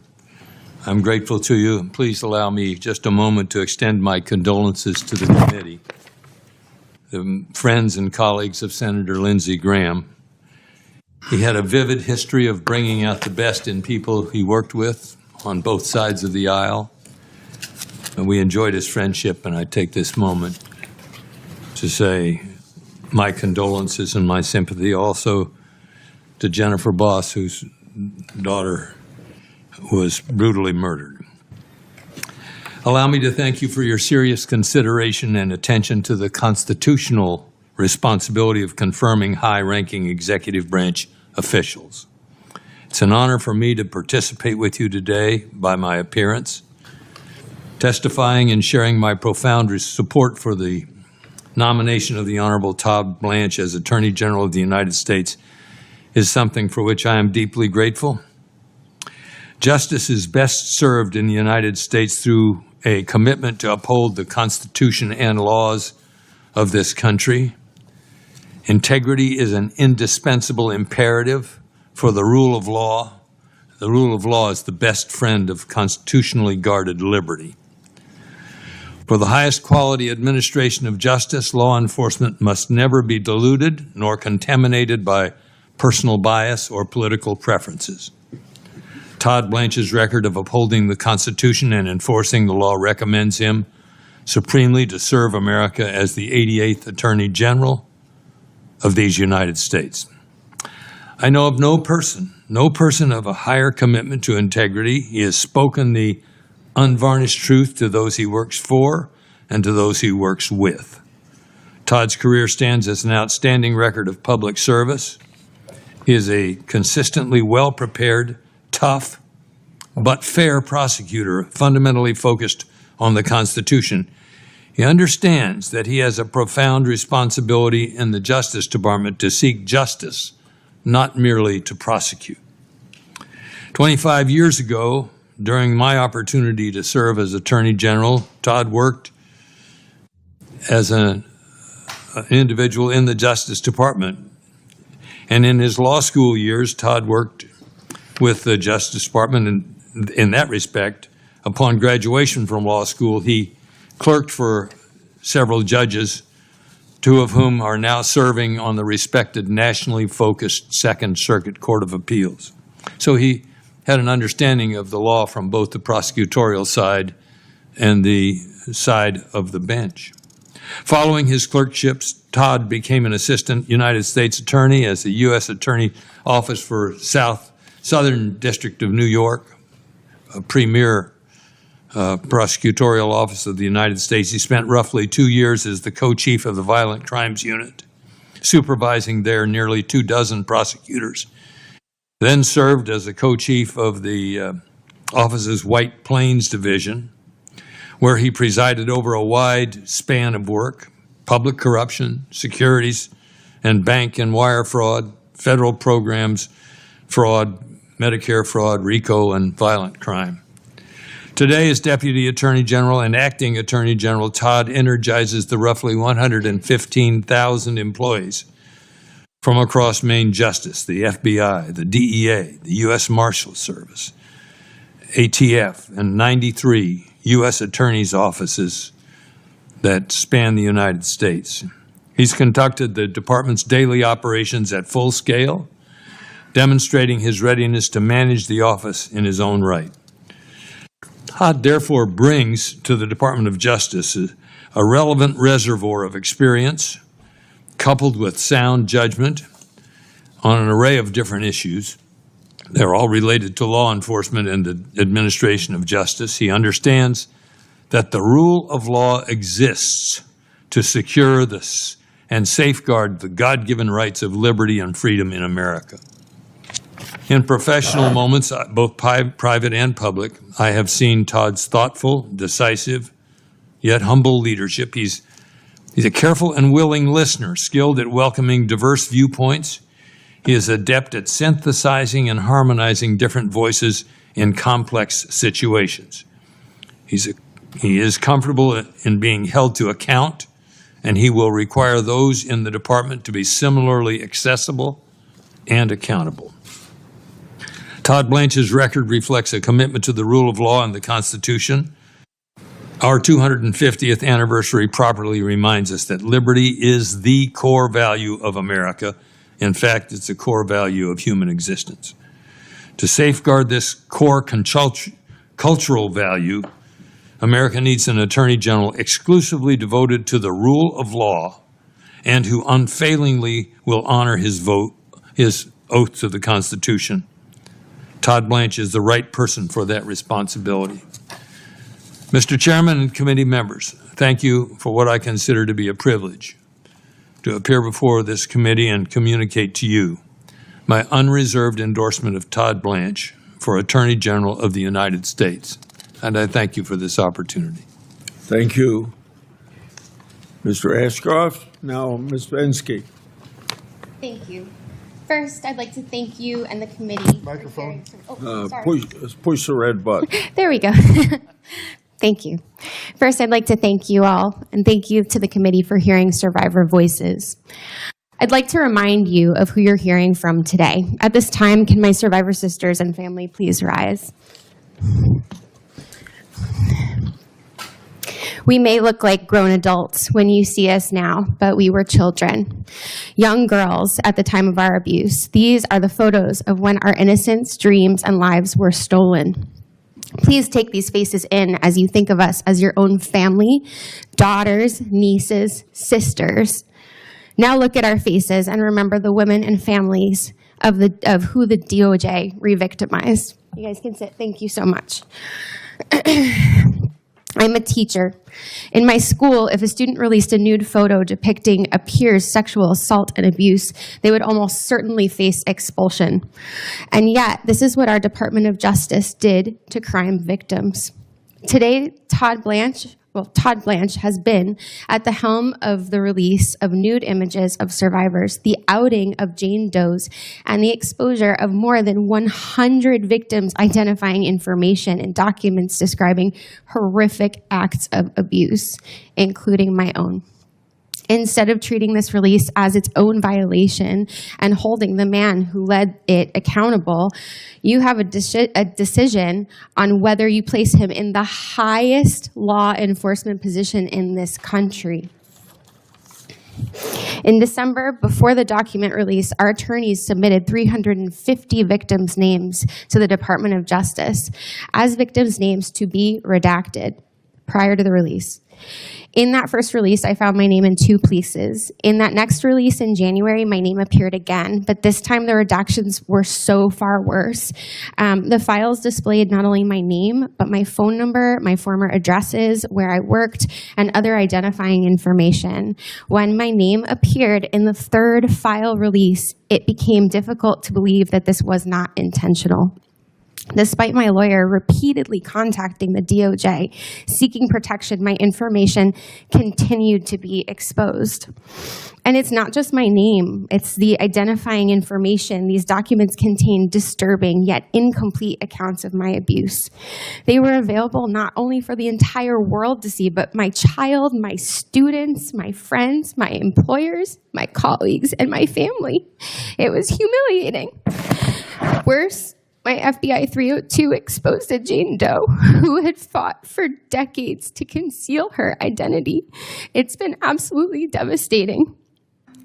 Outing survivors causes real and irrevocable harm. While coping with our emotional distress and psychological trauma, we also have lost our privacy and confidentiality, suffered reputational harm, lost jobs, and now fear for our personal safety. We are not activists. We are crime victims. For us, this has never been about politics. It has been about getting justice for the crimes committed against us. And the redactions are not the only problem with Todd Blanche's nomination. Todd Blanche has never attempted to listen to us, the crime victims. Survivors in this room repeatedly asked to meet with Todd Blanche through multiple channels. He never responded. Yesterday, he said he would meet with us, with our attorneys, if they were present. But let's be clear, that was the first time that was ever communicated to us before yesterday. He simply ignored us for the last 8 months. He's been radio silent, and the silence was deafening. Crime victims deserve better from the nation's highest level of law enforcement officials. We deserve to be heard directly, not dismissed and ignored. There are numerous investigative leads that must be followed, despite Mr. Blanche's claim that there are none. Epstein and Maxwell did not abuse women and children alone. They did not build their operation alone. Others enabled these crimes, exploited victims, and avoided accountability for decades. You do not have to take my word for it. Several weeks ago, after examining the evidence, Chairman James Comer directed Todd Blanche to open investigations into 2 men connected to Epstein. The Epstein files are not merely a collection of embarrassing names and politically damaging associations. They are records connected to the sexual exploitation and trafficking of girls and young women. They contain information about how Epstein's network worked, who assisted him, and whether additional crimes can still be investigated. The Department of Justice should pursue every credible lead, not just work tirelessly, not just to shut down the investigations. The survivors in this room know there are investigative leads because they are our stories. Mr. Blanche knows it too, yet he has chosen not to pursue them. Mr. Blanche's actions have destroyed survivors' trust. According to public reporting, Mr. Blanche spent approximately 9 hours meeting with Ghislaine Maxwell. He did not even spend 9 minutes meeting with a survivor. Afterward, Maxwell was transferred to what many have described as a summer camp prison. We learned all of this through the news. Imagine what that feels like as a survivor to sit there if you were exploited by Ghislaine Maxwell and you're hearing this for the first time with no explanation, no outreach, and no transparency from your government. And to add insult to injury, the information that Todd Blanche gathered in the White House Situation Room last summer to curb the political fallout from the Epstein files was absolutely abhorrent. Instead of following investigative leads, our government treated and continued to treat this as a political crisis that needs to be managed. In our nation, everyone deserves equal protection under the law. Todd Blanche has been unwilling to protect Epstein survivors' personal information, and he has been resistant to investigate the people who helped Epstein and Maxwell commit those crimes. We need an attorney general committed to ensuring that everyone who facilitated Epstein's crimes is held accountable. Please, I implore you, please, think carefully and think about the girls in these photos. Thank you. Thank you, Ms. Bensky. Now, Ms. Boss.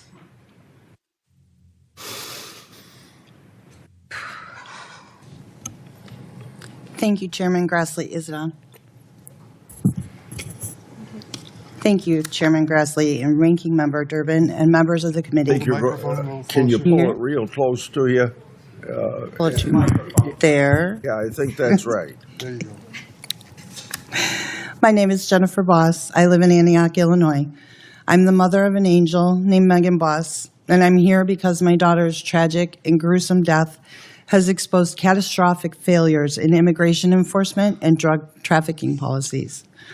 The investigation into her death continues, but one truth is painfully clear.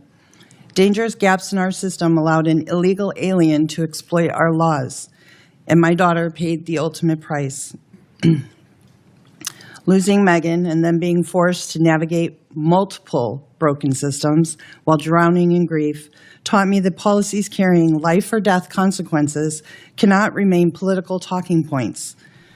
That's why I've tried, despite the most intense heartache anyone can ever experience, to speak locally and nationally about the 4 crises that compounded our tragedy: illegal immigration, sanctuary policies, the fentanyl crisis, and cashless bail. I'm so grateful that the whole of this administration, with Todd Blanche leading the DOJ, has prioritized all 4 of these issues. I'm asking the committee not to wait until another mother is sitting where I am. Confirm Todd Blanche. He is a leader who will uphold the law, honor victims, confront dangerous criminal organizations, and fight to give other American families the safety and lasting protection that came too late for mine. I couldn't save my daughter, but Todd Blanche is Attorney General. He might save yours, because next time it could be your child. It could be your family. It could be you. This can happen to anyone. We must have leaders that are willing to act before the next life is taken. Leaders that are willing to confront the failures instead of explaining them away. Leaders like Todd Blanche. Megan was my firstborn. She was a mom and a sister and an aunt, loyal friend. She was bubbly and funny. She loved to be silly. Sorry.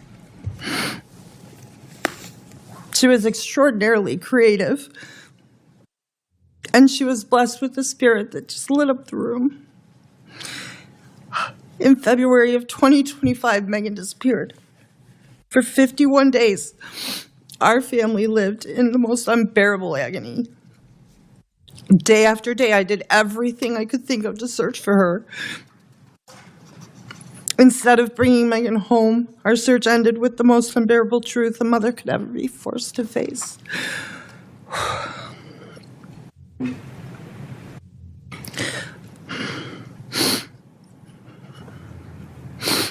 We learned that Megan's life had been cut short and her body was concealed, stuffed upside down in a garbage can filled with bleach by an illegal alien that had no right to be here. Again, she was stuffed upside down in a garbage can for 51 days, soaking in bleach.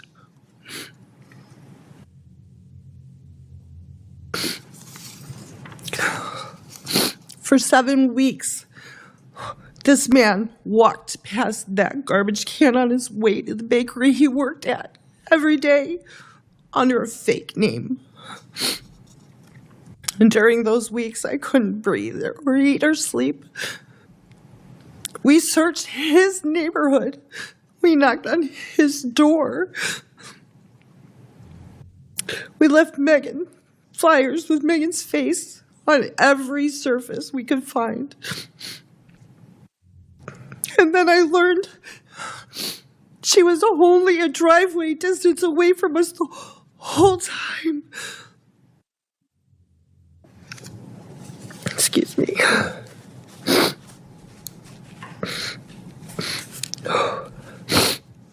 Not only was she killed, but her dignity was stolen in death. Had Megan not been identified by the tattoos that she loved so dearly, even the beautiful image of my daughter that I hold in my heart, my head, it would have been replaced forever by the unbearable image of what had been done to her. Megan's daughter, she was only 5 years old when this happened. Her life with Megan and her right to know and make memories with her mom, it was stolen. This is Megan's bracelet. It's a charm bracelet we started when she was 5. And it has every memory on it from growing up. Every milestone, every place that we visit, anything that was important to her. It's here. This is her story. And these are the stories that she should be telling her daughter. I have to hope I can remember them all. There's so many.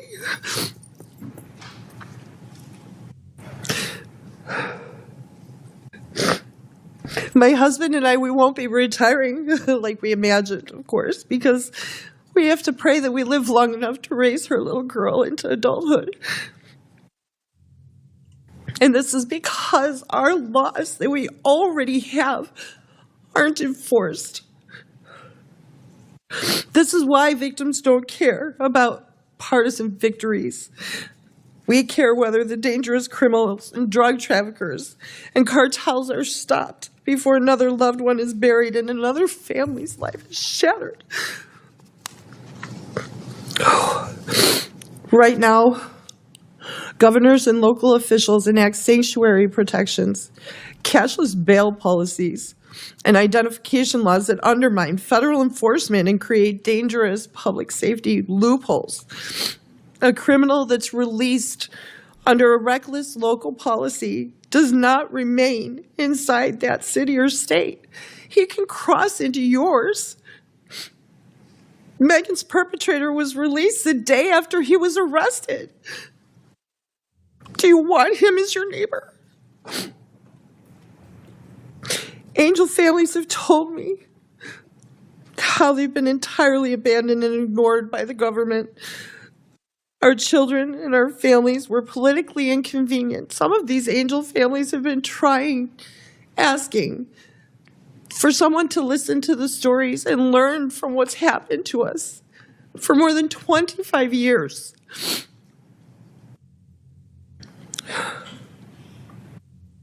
In this very room, the last Angel mom that sat here was asked how come she was here and why did they have to sit through another hearing. That's beginning to change now under the current leadership of Todd Blanche. Angel families finally are feeling heard and respected and taken seriously. There is a renewed focus on prosecuting immigration crimes and the transnational criminal organizations, drug trafficking, and the like. So much work that's done by ICE and Homeland Security investigations goes unseen. It's not limited to detaining the individuals who escape detection at the border. Their work is life-protecting. From the time that I've spent talking with Todd Blanche, I knew immediately that he makes victims a priority. Under his direction, the DOJ has engaged directly with... I'm sorry. I'm not trying to take away from her story at all, because it is extremely tragic. But you only feel heard because your situation has to do with an undocumented immigrant.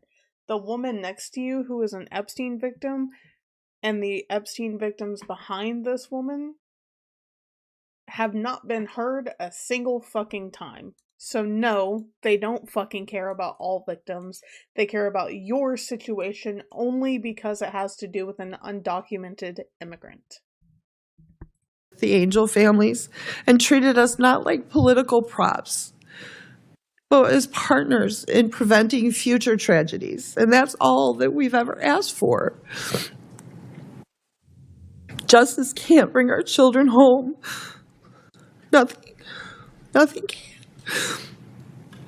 So the justice that we're seeking now is the assurance that their deaths won't be ignored and they won't be in vain, and preventable tragedies from these laws not being enforced won't be repeated. I 100% believe Todd Blanche will be the one who can deliver that justice, saving lives of people who will never know it. Thank you. Thank you. Thank you, Ms. Boss. Now, Ms. Hoyer. Thank you. Good morning, Chairman Grassley, Ranking Member Durbin, and members of this committee. I am here as a public servant, a former Justice Department employee, and a concerned American who cares deeply about the future of our country. I had great hope that Todd Blanche would be an effective leader and a responsible steward of the Department of Justice, but he quickly proved me wrong. 2 days after Mr. Blanche was confirmed as Deputy Attorney General, he fired me from my position as the department's career pardon attorney. I declined to rubber stamp a political favor for a friend of the president, and it cost me my job. Mr. Blanche's office had asked me to recommend restoring the gun ownership rights of a convicted domestic abuser. I raised concerns about public safety, but Mr. Blanche's staff pressured me to go along anyway. I did not. Domestic violence is the leading type of homicide among women. When a domestic abuser is armed, his victim is 5 times more likely to be killed. But because this particular domestic abuser had a personal relationship with the president, Mr. Blanche's staff asked me to set aside my concerns. When I wouldn't, Mr. Blanche fired me within hours. He then took extraordinary measures to silence me. He sent U.S. Marshals to my home in an effort to prevent me from speaking with members of Congress. I was shocked to hear Mr. Blanche's testimony about this yesterday. What he said about my firing is provably false. His claim that it had nothing to do with the concerns I raised is contradicted by documents and evidence. His claim that he tried to call me before sending marshals to my home is flat out false.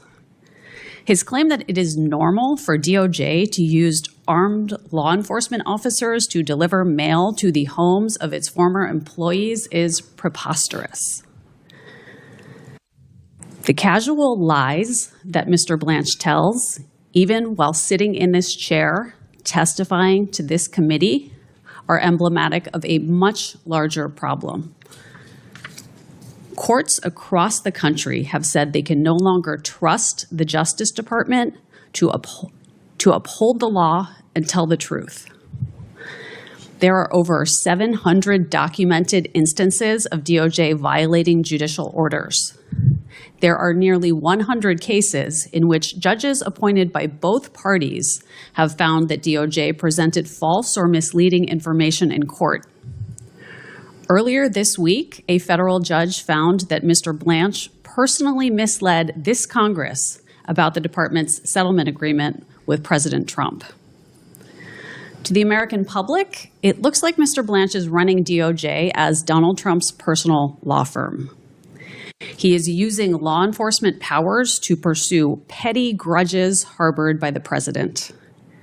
These pointless vendettas are wasting our scarce resources and destroying DOJ's credibility. Mr. Blanche has repeatedly placed President Trump's interests ahead of the interests of the country. The collusive settlement agreement is a perfect example. It protects the entire Trump family and all of their businesses from any investigation or audit forever. It gives away nearly $2 billion of our money for no reason at all. It is a windfall for the president and his allies at the expense of the American people. A court found that signing this agreement was a betrayal of Mr. Blanche's duty to zealously represent the interests of the United States. That is the most basic obligation of the Attorney General. Mr. Blanche said yesterday that the settlement fund is dead. It is not. That is Contract Law 101. Mr. Trump or his sons could seek to enforce it at any time. Mr. Blanche gave bizarre excuses for not meeting with Jeffrey Epstein's victims. Yet he spent 2 days personally eliciting testimony from Ghislaine Maxwell, Epstein's partner in crime. After this imprisoned sex trafficker made statements claiming to exonerate the president, she was moved to a minimum security camp. That is a grievous breach of DOJ policy. It is an abuse of Mr. Blanche's office. It is a terrible betrayal of Epstein and Maxwell's victims. Mr. Blanche's callous approach to the Epstein case matches his cavalier attitude toward rearming domestic abusers. At the end of the day, the priority of this DOJ is protecting powerful men, even when it comes at the expense of vulnerable women. What Mr. Blanche is doing is dangerous. Earlier this week, 2 Supreme Court justices sat here and testified about the terrible. I also want to go ahead and say that I think that Jessica Boss's hearing should have been completely separate from the other 2. I think Elizabeth Oyer and the Trump survivor could have had their hearing together, and this is not the fault of Jessica Boss at all. This is the fault of whoever set up this hearing. I guarantee you, because I see so many Republicans that are on the dais, that I feel like what's about to happen is the Epstein survivor, what is her name? Danny Bensky is about to be overshadowed by Jessica Boss. And again, that's not her fault at all. It's whoever set up this hearing. And it's extremely unfortunate, and it just goes to show how little they care about the Epstein victims. Because while, yes, the Epstein victims did already have a hearing of their own, they should have their own hearing every single time. Horrifying threats that judges are facing in this country. Meanwhile, Mr. Blanche is fueling those threats by attacking judges who rule against the administration and declaring a war against the courts. These are not partisan concerns. Americans across the political spectrum rely on DOJ to keep us safe and free. Mr. Blanche has shown that he is willing to put all of that at risk to serve a political agenda. I beg the members of this committee to think about what this is costing our country. Please do not degrade our justice system further by promoting Mr. Blanche. Thank you. Thank you, Mr. O'Hara. Now, Mr. Adler. Good morning, Chairman Grassley, Ranking Member Durbin, and distinguished members of the Senate Judiciary Committee. My name is John Adler, and I appear before you today in my personal capacity to provide testimony in support of the nomination of the Honorable Todd Blanche to serve as the United States Attorney General. I respectfully offer my perspective both as a former colleague of Acting Attorney General Blanche and as a national law enforcement organization leader. My experience in law enforcement spans over 30 years, and I was honored to serve under 10 attorney generals as a federal law enforcement officer. Concurrent with my active duty law enforcement service, I also served as the national president of the Federal Law Enforcement Officers Association for 2 terms, representing federal offices from 65 different agencies nationwide. As a volunteer law enforcement leader, I had and continue to have the privilege of serving with the leaders of the largest national law enforcement organizations, including the FOP, NAPO, NSA, IACP, and others. I have dedicated my life towards making it safer for those who serve and supporting innovative approaches towards augmenting both officer and public safety, which are intertwined. As a career tactical instructor, I emphasize marrying tactical proficiency with compassion and civility. Within a legal context, I am convinced that Acting Attorney General Blanche exudes this.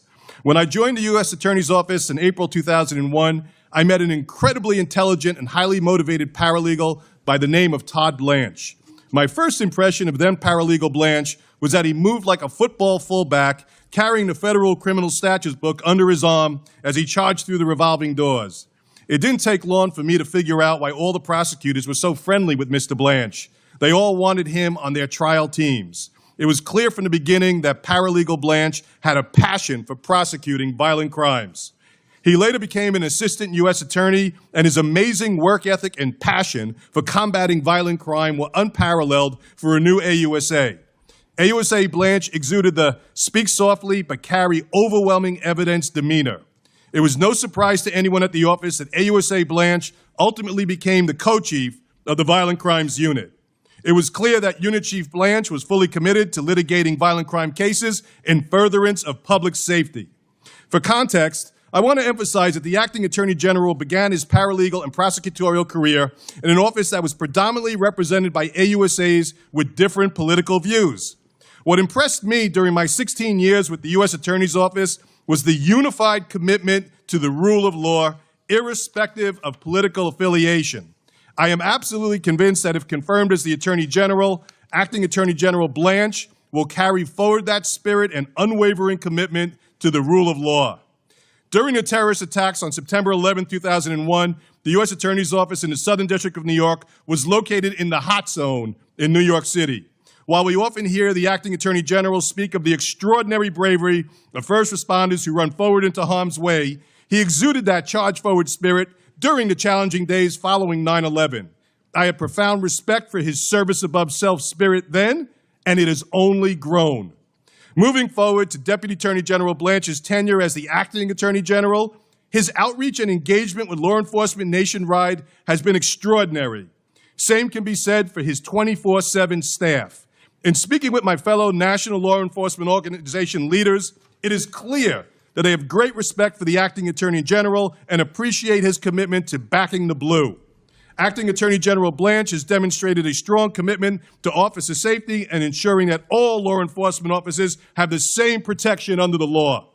According to the FBI's recent annual report, 90,000 law enforcement officers were assaulted in 2025. That represents a 10-year high. Acting Attorney General has made clear that his department will stand by law enforcement and support the prosecution of anyone who assaults a law enforcement officer. Civility does not work when it's one-sided. He has earned the respect and admiration of officers nationwide. In terms of civility, Acting Attorney General Blanche has distinguished himself during the substantial time he spent with all the national law enforcement organizations during National Police Week. In particular, the time he spent with the concerns of police survivors, which are the survivors of our heroes killed in the line of duty, was heartfelt and riveting. Much like his powerful support for our angel families, Acting Attorney General Blanche is equally supportive of the surviving family members of our fallen heroes. And I have no doubt he will continue that as he prioritizes the safety of all Americans. As the father of a beautiful teenage daughter, I worry about her safety every day. I expect our government leaders to do everything they can to support a safe and just quality of life for all our children. That should be an unbreakable priority. I sleep well knowing that my daughter's safety and all Americans are an unwavering priority for Acting Attorney General Blanche and his team. Under his leadership and through the dedication of all law enforcement officers, violent crime continues to be driven down. We must sustain these powerful results, and we need Acting Attorney General Blanche to be confirmed as our nation's chief law enforcement officer. Throughout my law enforcement career, I wore and continue to wear a pendant that has John 15:13 inscribed. Greater love hath no one than this, than to lay down one's life for a friend. I am absolutely convinced that the Acting Attorney General Blanche, will exude that spirit of the Scripture and do everything he can to protect the safety of all Americans by following the rule of law. I therefore respect that the committee set aside any political differences, demonstrate its unwavering commitment to both officer and public safety, and vote to confirm Acting Attorney General Blanche as the next Attorney General. Thank you. Thank you. Ms. Boss, first of all, thank you for your courage coming forward. You know how important it is to have effective leadership in pursuing justice. I think you've answered my question in your last 2 minutes of your testimony, but I'd like to give you an opportunity to say it once again, how you feel about Mr. Blanche and the prospects of his continued leadership at the Justice Department. Thank you, Chairman. I feel like we have already seen what has come out of the Justice Department as far as the prosecutions of the drug trafficking, the cartels. He is following up the hard work of the men and women that are in our the ICE agents, CBP, and he's prosecuting those dangerous criminals, and that is making a difference. Okay, thank you very much. Now, Ms. Oyer, we know the Biden administration was the most active pardoning administration in American history, 4,000 total acts of clemency. I think you were the pardon attorney on January the 17th, 2025, when President Biden granted more communications in a single day than any prior president had over that entire presidency. Is that right? I was the pardon attorney on that date, sir. Okay. Were you also the pardon attorney on December 23rd, 2024, when President Biden commuted 37 of 40 inmates on federal death row? Yes, sir, I was. Thank you for that. So I want to bring up some of these commutations. Thomas Sanders, who killed a 12-year-old girl, Lexus Roberts.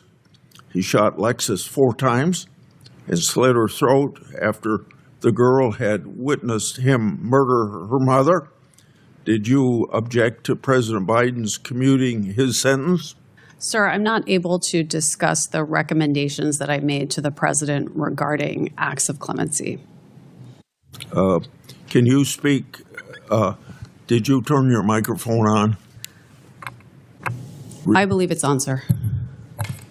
You were the pardon attorney, yeah. I And was, yes. Yes, You sir. recommended, you didn't object to the recommendation. Sir, I'm not able to discuss the recommendations I provided to the president about Okay. clemency matters, which are I considered want to you to be know, covered by executive privilege.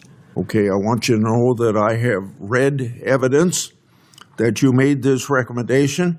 So are you telling me the evidence I read that I'm wrong? So did you make the recommendation, or you don't want, you're telling me you can't talk about it? Sir, just like Mr. Blanche explained yesterday, I'm not free to discuss the recommendations that I provided to the White House because they are covered by executive privilege. You can't even tell me if you contacted the victim's family? You can't say yes or no to that? Sir, I cannot talk about the discussions I had unless the White Okay. House chooses to waive the executive privilege. I would be happy to come back and speak with you or other members of this committee. And I think what I'm going to do is I'm going to tell you what I know. So let's go to the case of Jorge Avila Torres, who stabbed to death 8-year-old Laura Hobbs and 9-year-old Crystal Tobias, who were riding their bicycles in the Chicago suburb. He had also sexually assaulted at least one of them. And 4 years later, he strangled to death a 20-year-old naval officer, Amanda Snell, in her barracks. So you can't talk about this, but I have read evidence that you made this recommendation, and you can't even tell me yes or no whether you made that recommendation. Well, sir, what I can tell you is that President Biden did commute the sentences of 37 individuals who are on death row to sentences of life imprisonment, and all of those individuals will remain incarcerated for the rest of their lives, most likely in maximum security Okay, well, prisons. we know what the commentation did, but the fact is that they were taken off death row. Then we have the case of Dylan Rue. What would be the point of them taking them off death row, though? Like, they're not... The way he's talking is that these people are out and walking the street. Had she not said that, I would have never fucking known. I thought that meant that they were just out walking about free.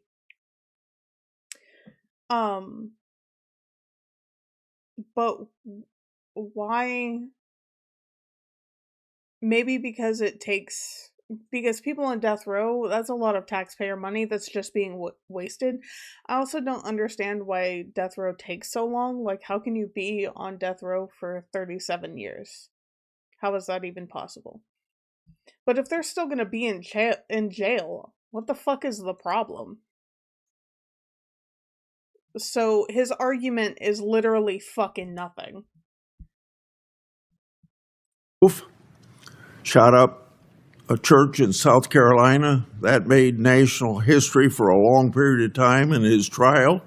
He murdered 9 African Americans in a racially motivated attack.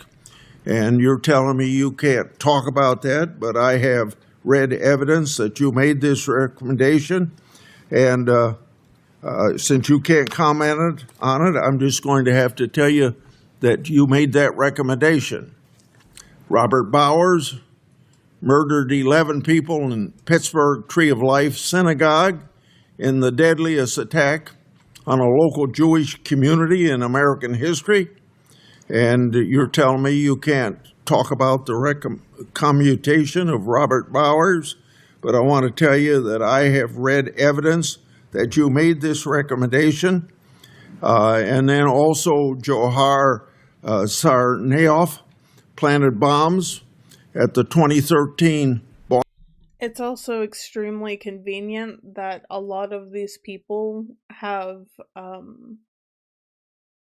like Hispanic names or some sort of foreign name. Boston Marathon, killing 3 and injuring hundreds in an act of terrorism. And you're telling me you can't talk about that, but I want you to know that I have read evidence that you made this recommendation. And it seems pretty, I'm going to give you a chance to react to it, but it seems pretty obvious that you were fired because the current Justice Department leadership disagreed with how you handled the pardons last administration. You want to respond? Sir, regarding these cases, these are absolutely horrific cases, and every one of the individuals you mentioned will remain incarcerated for the rest of their lives, most likely in a maximum security prison facility.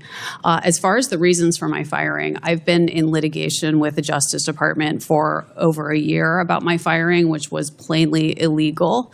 And Mr. Blanche's comments in this room yesterday are the first time I have ever heard the explanation that I was fired because of recommendations I made to the prior administration about how to accomplish their clemency objectives. Mr. Blanche's Justice Department submitted a pleading to the Merit Systems Protection Board that stated that the facts about my firing were not in dispute.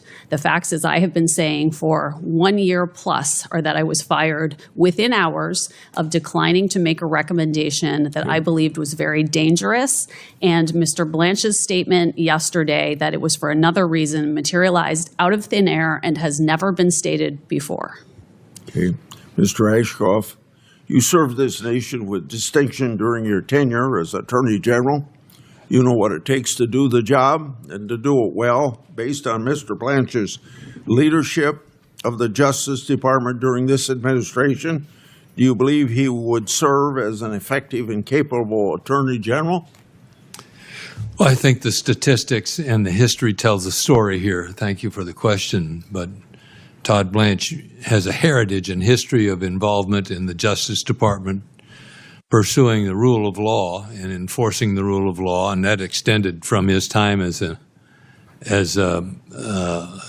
assistant in the office when I was Attorney General 25 years ago, to recent times when his aggressive approach in fighting crime has actually been a part of the effort that's driven down violent crime across the country, and particularly in cases where the department has been welcome to assist and work with local officials. In my home jurisdiction in southwest Missouri, they had Operation Spring Cleanup, and a number of very important prosecutions were begun at that time, and I think it's a credit to him. I have no doubt that his commitment to maintaining the safety and security of Americans and their rights will be pursued in the pursuit of the rule of law and within the bounds of the Constitution of the United States, which is the framing that I think every American expects, that the Constitution and rule of law of the United States be followed and defended. Mr. Durbin. Senator Durbin. Notice how he acknowledged everybody except for the Epstein survivor. Thank you, Mr. Chairman. Ms. Boss, breaks my heart to hear the story of you and your loss of your daughter. And I just want to say my heart goes out to you and to your husband. Carrying on for her with your granddaughter is the greatest tribute you can give her, I'm sure. I'm sorry you went through this terrible tragedy. I'm glad you're here today to tell that story. Ms. Bensky, it's hard to imagine that this government kept publishing your personal information. Did anyone notify them of this breach of privacy? Yeah, I mean, we notified them immediately back in the first document release, and even before the document release happened, after the Epstein Files Transparency Act passed. Like I said in my testimony, my lawyer teamed up with other lawyers and gave 350 names. And basically every batch that came forward, all the way through basically, I believe it was April, but in the January batch, I was exposed. So did this happen to any of the others who were present here? Oh, yes. I mean, I think almost all, yeah. Yes, there were hundreds of victims that were outed and Jane Doe's. And, I do want to speak to just the damages for a moment. We've been receiving threats. We've had loss of jobs. We've had loss of confidentiality and privacy.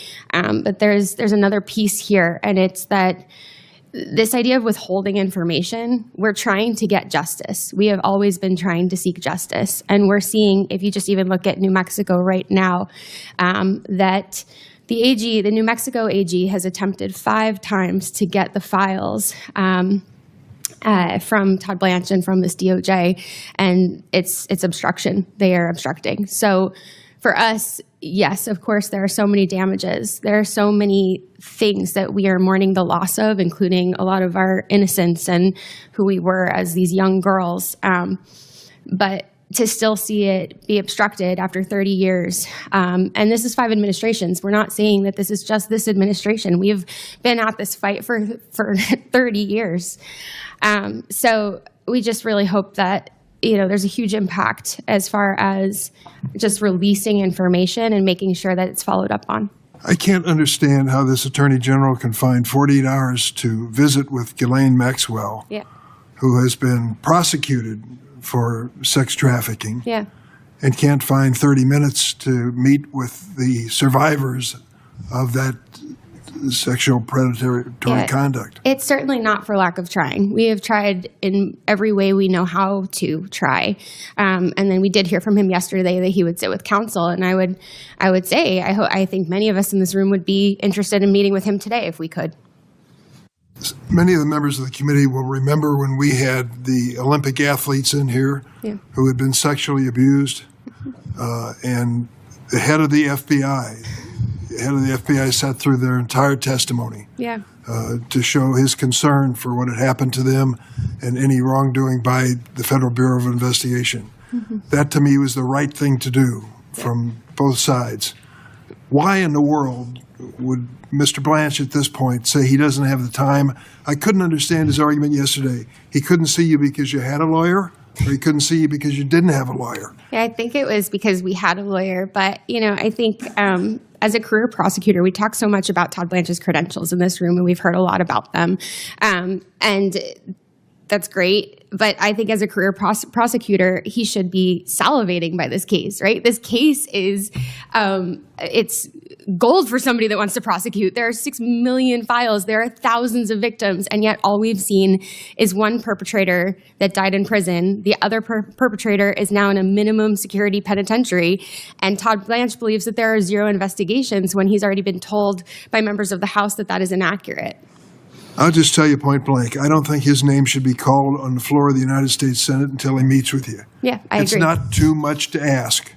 Set aside 2 hours, 4 hours, whatever it takes, so that there's clearly an effort by this government to get all the information and make a judgment as to what to do with it.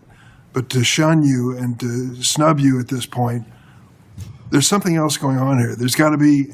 Someone told me once in politics, there's always a good reason, and then there's always a real reason.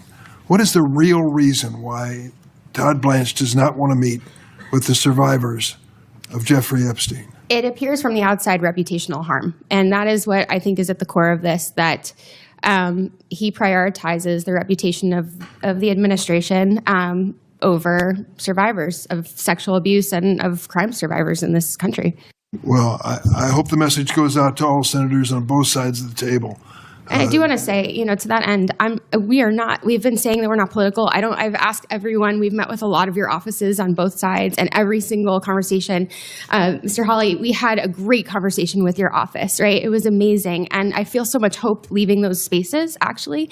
And when we had those conversations, it just felt like you see us as human beings. You don't see us like we have survivors on both sides of the aisle. We are not here to be political. These are just our stories. Like 17-year-old me, I promise you, not political. But so when we have these very real interactions in your offices, we hope that you can put politics aside. It was something so beautiful that we saw during the Epstein Files Transparency Act. There was a moment where Marjorie Taylor Greene went and sat right next to Melanie Stansbury, and that is a moment that will live in my memory forever because they crossed party lines for something that was really important. So I hope that you can all do that. Thank you, Mr. Chairman. Senator Hawley. Thank you, Mr. Chairman. Just on that note, Ms. Binsky, and for everybody who's here, all of the victims, thank you for being here. Thank you for standing up and telling your stories. Ms. Boss, thank you for being here and for telling us about your daughter. I'm sorry for what all of you have been through. So I want to say thank you and honor your voices and honor what you're doing. Ms. Oyer, if I could just turn to you. You were President Biden's pardon attorney, is that correct? I was the Justice Department's pardon attorney. You made clemency recommendations to the White House whether or not to pardon inmates, is that correct? My job was to make clemency recommendations. And in that capacity, you recommended that the President of the United States, Joe Biden, grant clemency to all 40 federal death row inmates, all of them, clear them out, correct? Sir, as I told Chairman Grassley, I'm not free to discuss the recommendations. Well, that's what your memo says. I mean, we have your memo. Your memo of November 4th, 2024 says, and I quote, disparity and undue severity of sentence, which are present in many, if not all of these cases, have been recognized as grounds for clemency. And you went on to recommend in that memo and a series of other memos that are now recorded and public record that the President of the United States grant clemency to murderers, rapists, and the most horrible offenders, all of them, clear death row completely out. I'm amazed you've been called here today. I'm absolutely amazed by it. But let's just talk about the people who you... It's so crazy that he is so passionate when she has already said that these people will never see the light of day again. They will be behind bars for the rest of their life. What the fuck is his problem? What the fuck is the problem? What he wants to do, and this is how they all act for the most part, this is only for clicks. That's why she's there. They get their little fucking clips for social media and bullshit. They don't actually care. recommended, you talk about honoring victims. The people who you recommended get clemency and live at the expense and sufferance of taxpayers for the rest of their lives. Let's start with Dylan Roof. Dylan was a neo-Nazi who murdered 9 African-American worshipers at a Bible study in Charleston, South Carolina, 2015. Do you remember this case? I do remember it very well. I would hope you did. Here's his victims. Do you want to look at them? There they are. 9 of them at a Bible study in a church, killed in cold blood.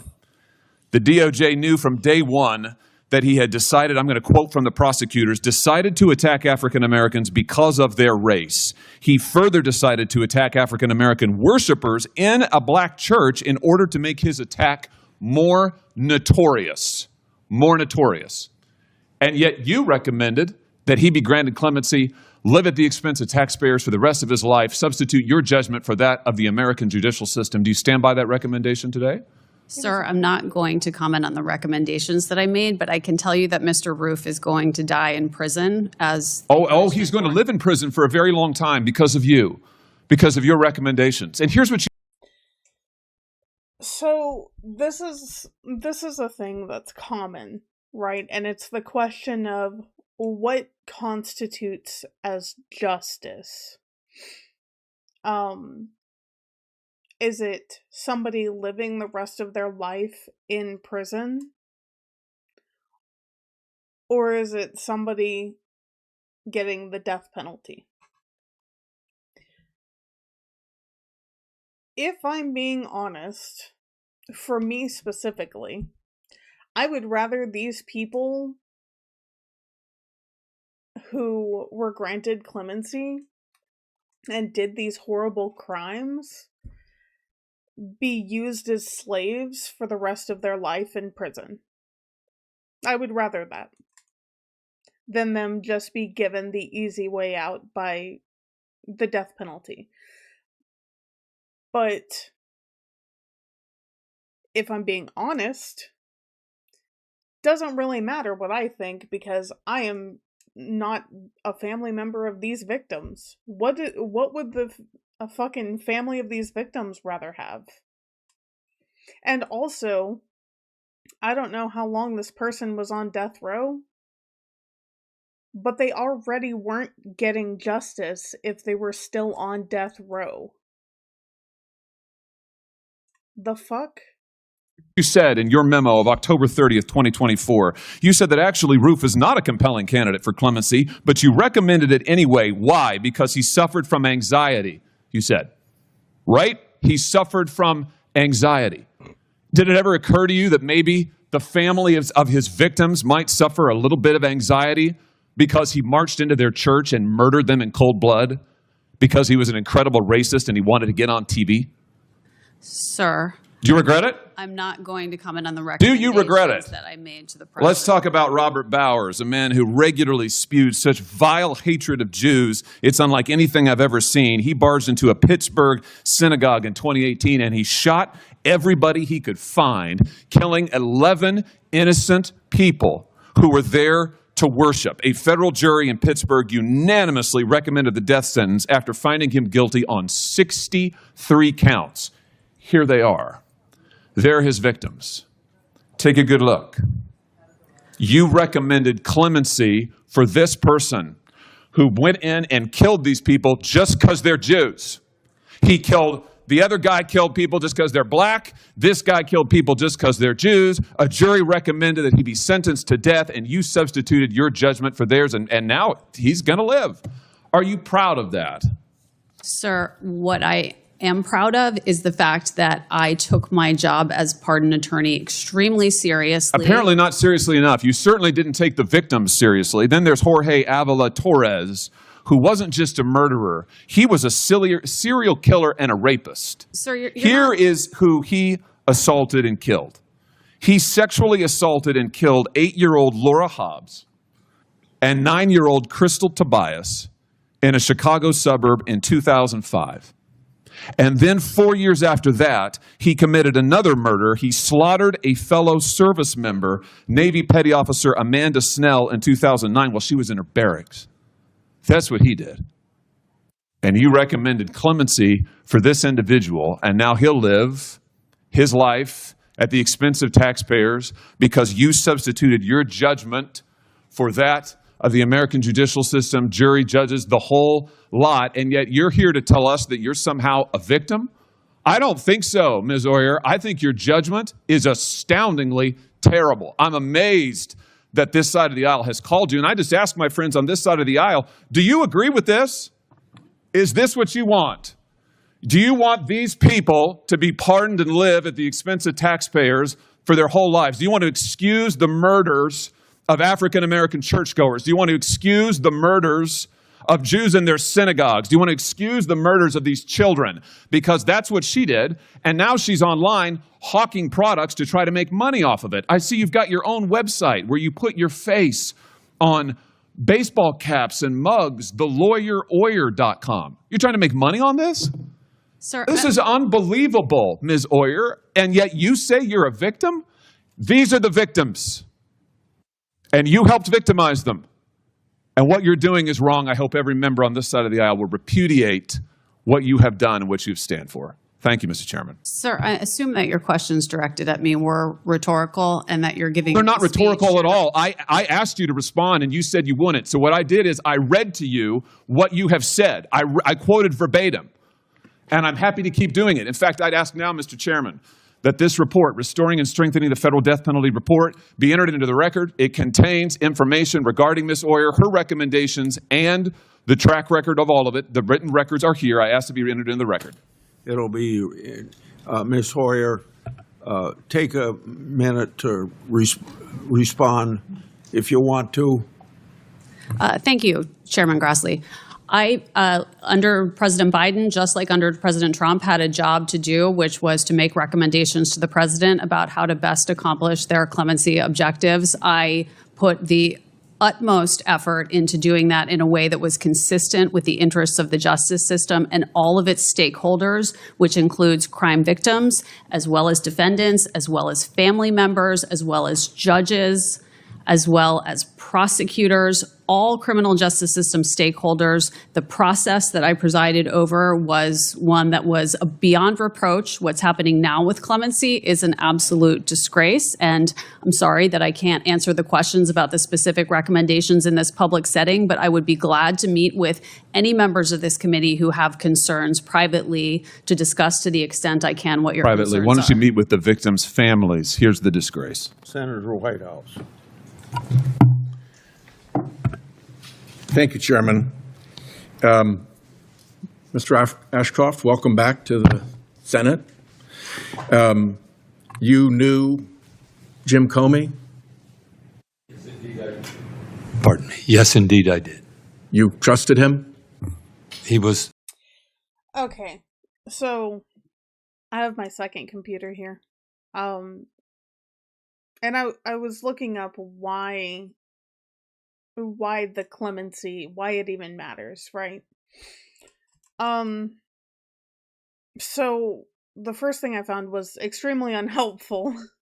But then I looked up if death row inmates use taxpayer money, which, I mean, I knew they did, but wanted to verify, right? Death row inmates are significantly more expensive to house and process than inmates serving life sentences. So, if I'm being honest, and I'm not going to pretend like I know what the administration at the time was doing, I'm going to assume that that is why they went ahead and granted clemency to these people. It's because they were using way too much taxpayer money and they were going to be in jail for the rest of their life anyway. The Deputy Attorney General as well as the U.S. Attorney for the Southern District of New York. You trusted him with the top job in your department. I asked him to help administer justice at the Department of Justice. Yeah. Sorry, also, Josh Hawley didn't ask a single question to Danny Bensky. You respected him? Yes, I did. Can you vouch for this department's prosecution of him for lying to Congress or for the process that was performed? I'm not in a position, I don't know all the facts. I'm not in a position to comment on pending investigations or prosecutions. Can you vouch for this department's prosecution of him for posting a picture of the numbers 8647 or the process that led to that? My response would certainly have to be the same as it is for any prosecution. I'm not a part of the department now. I'm not fully informed of its factual basis or for the considerations it's made in bringing prosecutions. What are your views today of Mr. Comey's character and merits? I'm not going to start to discuss the character and merits of individuals, especially those who are standing in a position of responding to charges from the Justice Department. I can respond to what I believed during the time I served as Attorney General and when he served with me, and his service to me and I believe to the United States at that time was commendable and honorable. What is OPR in the Department of Justice? I believe it's Office of Professional Responsibility. Yeah, and what is its role? Its role is to encourage individuals in the department to act in compliance with and in conformity with the rules of ethics and responsibility. And did you respect the role of the Office of Professional Responsibility when you were Attorney General? I certainly did. I hope that they would advise me properly to keep me out of trouble. If the Office of Professional Responsibility were functionally disabled by an administration in the Department of Justice, what message would that send to the line prosecutors? I'm not in a position to comment on a hypothetical of disabling. And when you say functionally disabled, I think that requires an assumption of what does functionally disabled mean. I personally, it's a hypothetical to which I just am unable to respond. But you do agree that OPR does an important job and has an important role and is important to the Department of Justice in the performance of its duties? I certainly respected the department's operation, including OPR, at the time of my opportunity to serve as Attorney General of the United States. While you were Attorney General, were there procedures that took place when judicial findings of prosecutorial misconduct or dishonesty occurred? I have to say, I don't remember charges of prosecutorial misconduct and that I dealt with. Yeah, they were pretty scarce until now.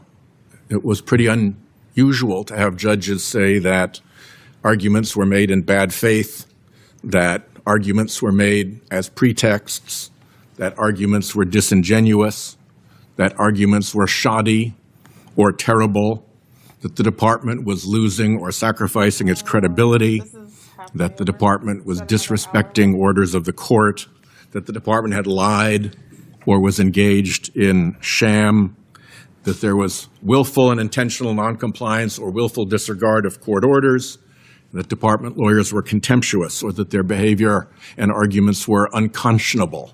To me, those are red flag words. I was a United States attorney, and if my federal court had used those words about my line attorneys, there would have been some follow-up. And I expect that in your department, if those kind of words were used, there'd at least be some preliminary follow-up, and if it were serious, there might actually be a review by the Office of Professional Responsibility. Does that sound like what likely would have happened during your day?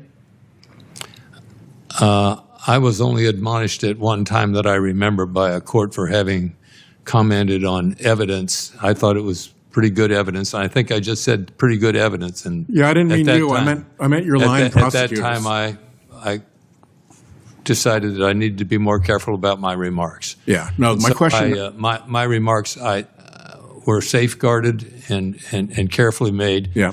And frankly, I might add more carefully made than the remarks of some of the judicial officers who have been, who while very concerned about the Justice Department, seem to be willing to themselves engage in political considerations, which I didn't think were appropriate for the judiciary. So maybe there's a problem that's broader than we would otherwise recognize. Well, you've changed the topic a little bit to your own comments and the response to that, which is fine. I appreciate that you've said that. But my question had to do with when criticisms like that are leveled against department lawyers, there is ordinarily some kind of a process or review that takes place. They're not just brushed off. That is correct, is it not?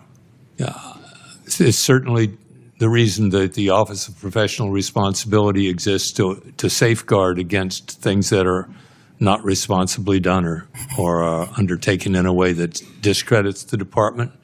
Public confidence in the department is very important.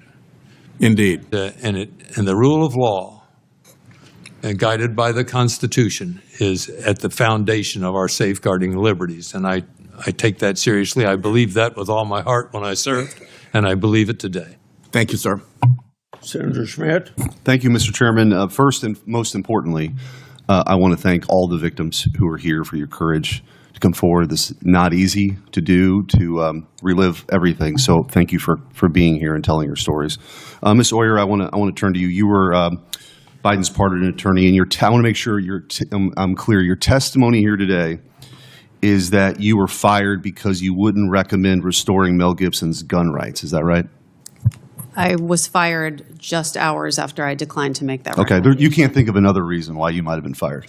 That's the only explanation that I am aware of. The Justice Department actually put in a pleading that was submitted in my appeal of my firing the fact that the facts of my firing are not in dispute. On November, and you talked about you're concerned about public safety. On November 4th, 2024, you authored a 73-page memorandum recommending the commutation of all 40 federal death sentences. Isn't that correct?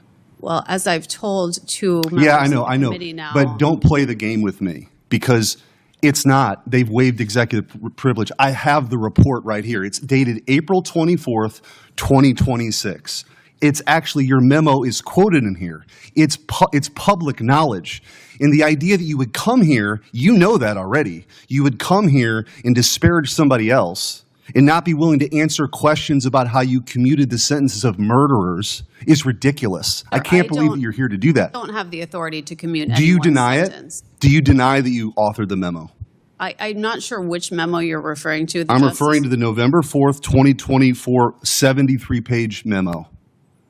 Do you deny authoring it? I can't say without having It's ridiculous. I can't believe you did. You did, and everybody in America and in the world can pull it up. So it's a ridiculous. Like a Do you that also? looks like a document that has DOJ's logo on the cover. Yeah, and it quotes your letter. It quotes your letter. I don't know. You're losing credit. You should just admit it. You should just admit you authored it. Everybody knows you authored it. So I'm not going to waste any more time on your convenient little game you're playing here. You also authored and recommended the commutation of the Boston Marathon bomber, the Tree of Life synagogue murderer, and Dylan Roof. We all know this. How many pages of the 73 pages did you dedicate to victims? Because you expressed your concern over victims. How many pages were dedicated to the victims? Sir, I don't have the memo. I can tell you 3. In front of me. 3 pages. 3 pages were dedicated to the victims. So I also happen to have, I made a special access request last year under the Presidential Records Act for documents from the Biden White House on the abuse of pardons and commutations. We recently got those documents. I want to show you a couple. Here's one. It's dated December 3rd, 2024, and it's an internal memo on the commutation of the 37 death sentences that you were involved with. The memorandum states that the White House worked with reporters to, quote, ensure positive coverage. It says the White House gave advocates, the elected officials, resources and key messaging to amplify the news. You personally recommended commuting all 40 death sentence cases, an even broader action than Biden took. Again, that included Dylan Roof, the Boston Marathon bomber, the Tree of Life synagogue shooter. Did you know that the White House was using your recommendations as a PR stunt? Sir, I have no idea what document you're referring to currently. Well, let me just ask you in general. Did you know that they were planning to message around your commutation? Sir, I was not an employee of the White House. Okay, I'll take that as a no. I'll take that as a no, but they used your ridiculous recommendation as a veneer of legitimacy. Document 2. I was called here to talk about Mr. Blanche's nomination. Yeah, I know that's what you thought you came here to talk about. But the reality is your credibility is gone. You can't come here and do the political bidding of the Biden administration. And then when you're called out on that and being fired, and thank God you're being fired. You know what I really think? I think you thought you came here and you're selling merch, by the way. Do we have the hoodies that are up for sale? You sell merch. Let's show the hoodies. I think you came here thinking that you were going to be ordained the high priestess of the resistance. That's what I think. That's why you're denying simple facts that you authored the memo. It's a good goddamn thing that he doesn't think to begin with, because that doesn't make any fucking sense. Muting the sentences. Everyone knows that. And we have documents now from the White House that they use that memo as a PR stunt. And so the idea, you have no credibility to talk about Todd Blanche. You have none. You've come here, you deny basic facts, you recommended the commutation of murderers. You gave no quarter at all or any time to the victims of these brutal murders. So again, I can't believe you've been called here by the other side, but I'm glad we've had an opportunity to expose your hypocrisy. Thank you, Mr. Chairman. Senator Hirano. Thank you, Mr. Chairman. I thank all the witnesses for being here. As a continuation of the confirmation process for Mr. Blanche, we are here to determine whether or not Mr. Blanche, who continues to be President Trump's lawyer and all that implies, should be the Attorney General of the United States of America, who is supposed to be defending the Constitution, not the President. Ms. Bensky, thank you so much for being here and for all of the other Epstein victims. Mr. Blanche was asked whether he would meet with you, and because we knew that he had refused basically to meet with the victims of the Epstein crimes. And he offered apparently yesterday, and he made some excuses about it not being appropriate for him to meet with the victims directly. Why, I do not know. Understand, yeah. But he offered up a staff person, and I understand that a staff person from his office contacted you and others and offered to meet with your counsel. Is that correct? Not with you directly. I am not aware of a staffer reaching out. I can ask, but we have not heard from a staffer. No, we have not heard from a staffer in the last. Okay, let's get that clarified. Did I misunderstand that? In fact, yesterday when he said, "I have a staff person here and we can get this done today," Yeah. That they have not contacted you. They have not contacted us, no. He also said that it would not be appropriate for him to meet directly with you. So not only is his staff have they not contacted you, as he indicated yesterday, that this could all happen yesterday, he continues to make excuses, as far as I can tell, for not meeting with you, in spite of the fact that he met for hours with Ms. Maxwell. Why is it so important? Can you tell us once again, why is it so important for you and the other victims of Epstein's crimes to meet with Mr. Blanche personally? Thank you for the question. I think that if a victim comes and reports a crime in the FBI, what is the first thing that they do? They follow up. Like Law & Order SVU taught me that when I was 15 years old. The DOJ has never followed up in 30 years with any of us. There is a lot in the files right now that you should be investigating and looking into. And to my knowledge, I mean, they can answer this too, but we have never been approached by anybody on the prosecutorial side of things. So I do think sitting down, telling our stories and explaining the people that were in the room, right? We were witnesses of crimes. We had crimes committed to us directly. We do have a lot of information. And you would think that somebody would take that lead that's already we already went to the FBI because that we wouldn't have 302s if we hadn't have gone to the FBI. It's already there, right? So the following up of those 302s, and then once it's supposed to be handled by the Department of Justice, why aren't we hearing from prosecutors? This case was never handled correctly from the beginning. And he also made some excuses as to why personal information was not redacted in exposing many of you, including you. And I think something that stood out yesterday was that he had said that immediately when things were misredacted, that they were taken down and they fixed them, and within 24 hours they were put back up. That is entirely not true. There are still things that need to be redacted, and there's still survivor information in there even today from my awareness. My information just came down in April, and that was after begging. Would you say that Mr. Blanche exhibits a rather dismissive attitude toward all of you and the Epstein crimes? 1,000%, yes. Thank you. Ms. Oyer, Trump's DOJ under Todd Blanche leadership has purged career prosecutors for personal reasons for refusing to prioritize President Trump's interests over their constitutional oath. Todd Blanche has fired more than 1,200 former career DOJ employees who worked for both Republican and Democratic administrations. This doesn't even include all of the DOJ attorneys who resigned because they didn't want to be part of the kind of DOJ that Todd Blanche is creating, which is basically not a Department of Justice, but a Department of Retribution and Corruption, in my view. Ms. Oyer, what risks does this pose to our country for the kind of DOJ that Todd Blanche is running?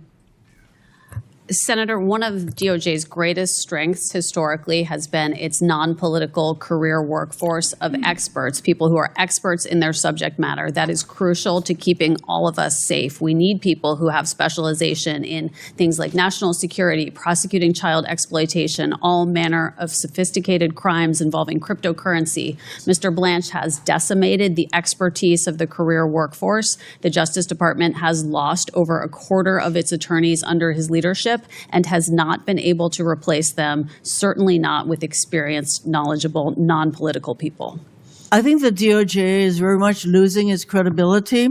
And as Mr. Ashcroft mentioned, the credibility and trust in DOJ is very important. The rule of law is very important. We have a president who does not believe the rule of law applies to him, and his attorney, Mr. Blanche, is helping the president proceed with his basically anti-rule of law agenda. I thank everyone for testifying today. Thank you. Senator Booker. I just want to start off by saying, Ms. Oyer, I hold you in the highest esteem and respect, especially what you're doing now as a private citizen. You use a platform to educate people about the law. It is technical, but yet accessible. And the badgering you just endured, it should be completely unacceptable. You were asked to comment on things you didn't have before you. The treatment here, to me, is just outrageous, and I apologize on behalf of the United States Senate.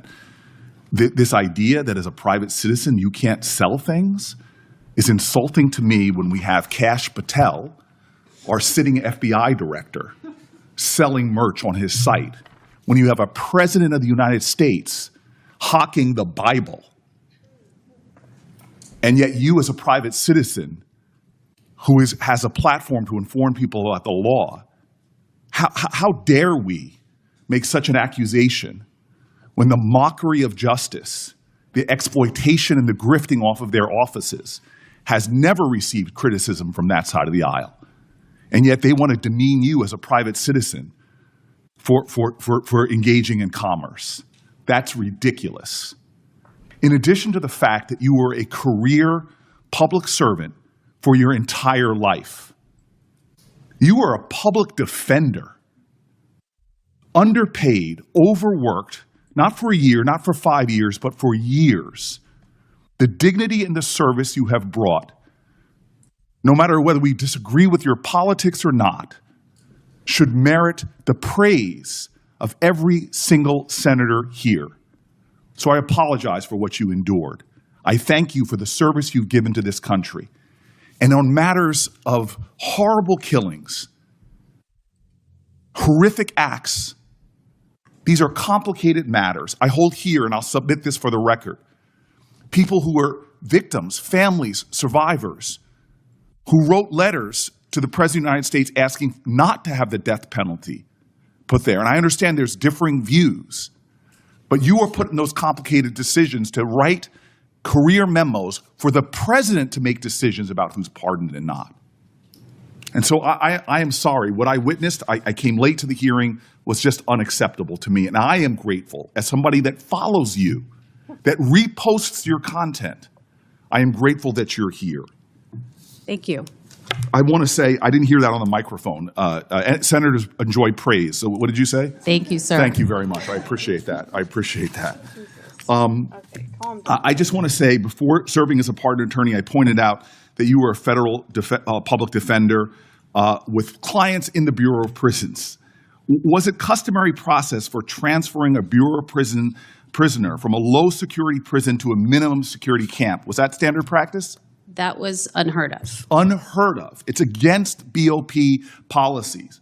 What role does the Deputy Attorney General usually play in that process?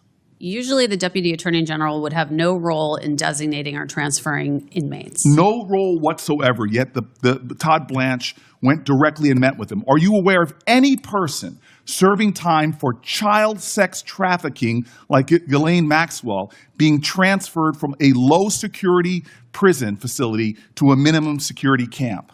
I have never heard of that. It would be an egregious violation of the Department of Justice's own rules. Ms. Banksky, how do you feel knowing that the Deputy Attorney, Todd Blanche, went to meet with her for 2 days and then gave her a cushy transfer while he would not meet with you, and then lied to this committee yesterday saying he was barred by the law, which a first-year law student can know the difference of? How did that make you feel? It's devastating for survivors, and I'd like to add to that Annie Farmer, a victim and survivor who testified in Ghislaine Maxwell's hearing, actually wrote a letter to Todd Blanche immediately after that and requested a meeting with him regarding the move and the transfer, and she's never heard anything back at all. It is insulting to heap upon survivors the indignities that he has by not even meeting with you, yet he transferred a sex offender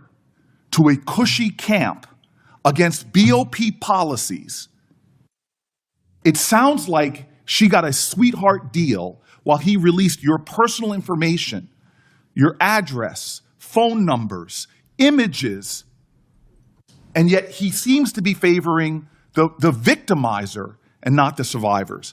I'm out of time, and it's honorable to see Mr. Ashcroft here, sir. I know you. I know your record. We may have disagreed on policies, but I also know you would never, when you were reviewing a merger, you would never go out to dinner with the parties of that merger.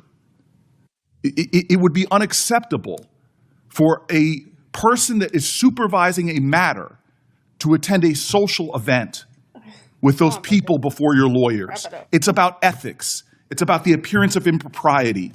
It's about following the law. This nominee has not followed the ethics laws, has not followed the urgencies for avoiding the appearance of improprieties, has broken a bipartisan law passed by Congress, has demeaned and degraded survivors of sexual violence, and has shielded the president by some kind of deal we know nothing about that allowed her now to be transferred to some cushy camp that has never been done before with sex offenders. This man should not be in this office. I cannot believe we're going through this farce when his record alone should make him disqualified, not to be the Attorney General, but for even being employed by the federal government. Thank you. Senator Welch. Thank you very much. First of all, Ms. Boss, thank you so much. And I fully support your advocacy that the Department of Justice have as a priority, focusing on victims. And I also want to express to the Epstein victims my appreciation for allowing me to be with you yesterday and be so uplifted by your support for one another and all you've done to ennoble the rights of victims and the strength of victims to recover. Thank you very much. Mr. Ashcroft, I wanted to, first of all, say we seem to have a problem in Missouri with attorney generals not being able to keep their job. They all end up in the U.S. Senate. You started quite a trend with Mr. Hawley and Mr. Schmidt. Well, in all deference, it should be remembered that a very important member of the Senate named Jack Danforth, that's right, had previously served as Attorney General of Missouri. So myself excluded, I have been privileged to be in a line of individuals that I believe have rendered very significant and valuable service to this nation. Well, I think you, thank you, and I agree with that. And I think, first of all, I want to express to you how much I've admired your career. And I think that being an Attorney General is probably the most difficult cabinet position. And one of the things that's required is that you give advice to the president, and it may be advice he doesn't want to hear. And, you know, I remember March of 2004 when you were recovering from an illness, and Mr. Comey was the acting Attorney General. And the president's counsel came to your hospital room and wanted you to sign off on a security law that Mr. Comey, in his opinion, thought was not legal. And you said that was Mr. Comey's decision because he was the acting Attorney General. Is that right? I believe that the the written reports, you know, it's been in novels and other things, and I have no reason to contest what they've said. Right. I was in bed with a morphine pump in one hand. I was in what you call, what do they call this, intensive care. And but the bottom line here is that the president wanted an answer to permit him to proceed, but it was the opinion of Mr. Comey at that time that that was not legal. And this raises really what I think is the heart of what is so challenging to be Attorney General. The president is the executive, you serve in his cabinet, but there are times when an attorney general has to say no. Is that correct? No attorney ever is a good attorney who doesn't tell his client the truth. Right. And it's important that the client trusts the attorney. And I appreciate can accept that. And so I believe that the attorney general is sworn to the Constitution of the United States. And not to an individual. He answers to the president. He is sworn to the Constitution. That's exactly right. Now, also, when the Enron case, which was an explosive case, came up, you had received contributions in your political career. They were totally and completely legal. But my understanding is because of that and the appearance of a potential conflict, you recused yourself from that case, correct? I wish I remembered things, especially things you say are favorable about what I've done. but it's over 2 decades ago that I did a lot of What you did, Mr. Ashcroft, is what needs to be done. You said it. It's the Constitution who's your client. It's the American people who are ultimately your client. And you have to give that direct and candid advice to the executive, who is the president.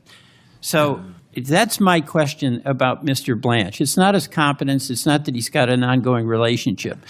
But could you imagine serving as Attorney General and having President Bush come to you and say, who, by the way, who paid you $9 million before you got to be Attorney General to represent him in criminal actions, okay? This is, it's astonishing, right? But then he said, I've got an idea. We're going to sue the federal government for $10 billion, and you're going to represent the IRS, and then why don't you work out a settlement where there's a $1.7 billion fund that I control. Says he just. Would you see anything like odd about that? I didn't have that situation. I didn't have a president that had been the subject of illegal disclosure of his activities. No, but criminal disclosure. I want to get to your judgment on this because I swore to tell the truth, the whole truth, and nothing but the truth. That's a big challenge in an oath, so I want to give my answer and not your answer, although I respect your question. No, but what I'm asking, you have incredible credibility, incredible character, incredible credibility is kind of almost like Senate speech. Right, but unbelievable believability. I mean, no, yes, I was in this body myself and sat on that side of the dais, but well, you wouldn't have had that reputation if you were a senator. I mean, this is because you stood up to the president. Oh yes, I would. I was honest as a senator. I have to. I confess my faults from both eras, both my legislative. I'm just going to finish. Thank you for your indulgence. But number one, when you saw that there was the appearance of a conflict, you did not continue representing the government in the Enron case. Number two, when it came to a president's demand on something of vital concern to the president, a national security law, surveillance law, where it was the opinion of your department that it was illegal, you stood up to the president and didn't cave. I respect that, and I believe that's the obligation and the burden of whoever serves as our Attorney General. Mr. Blanche does not share that. I thank you for that respect. I hope when I grow up I live to do things right.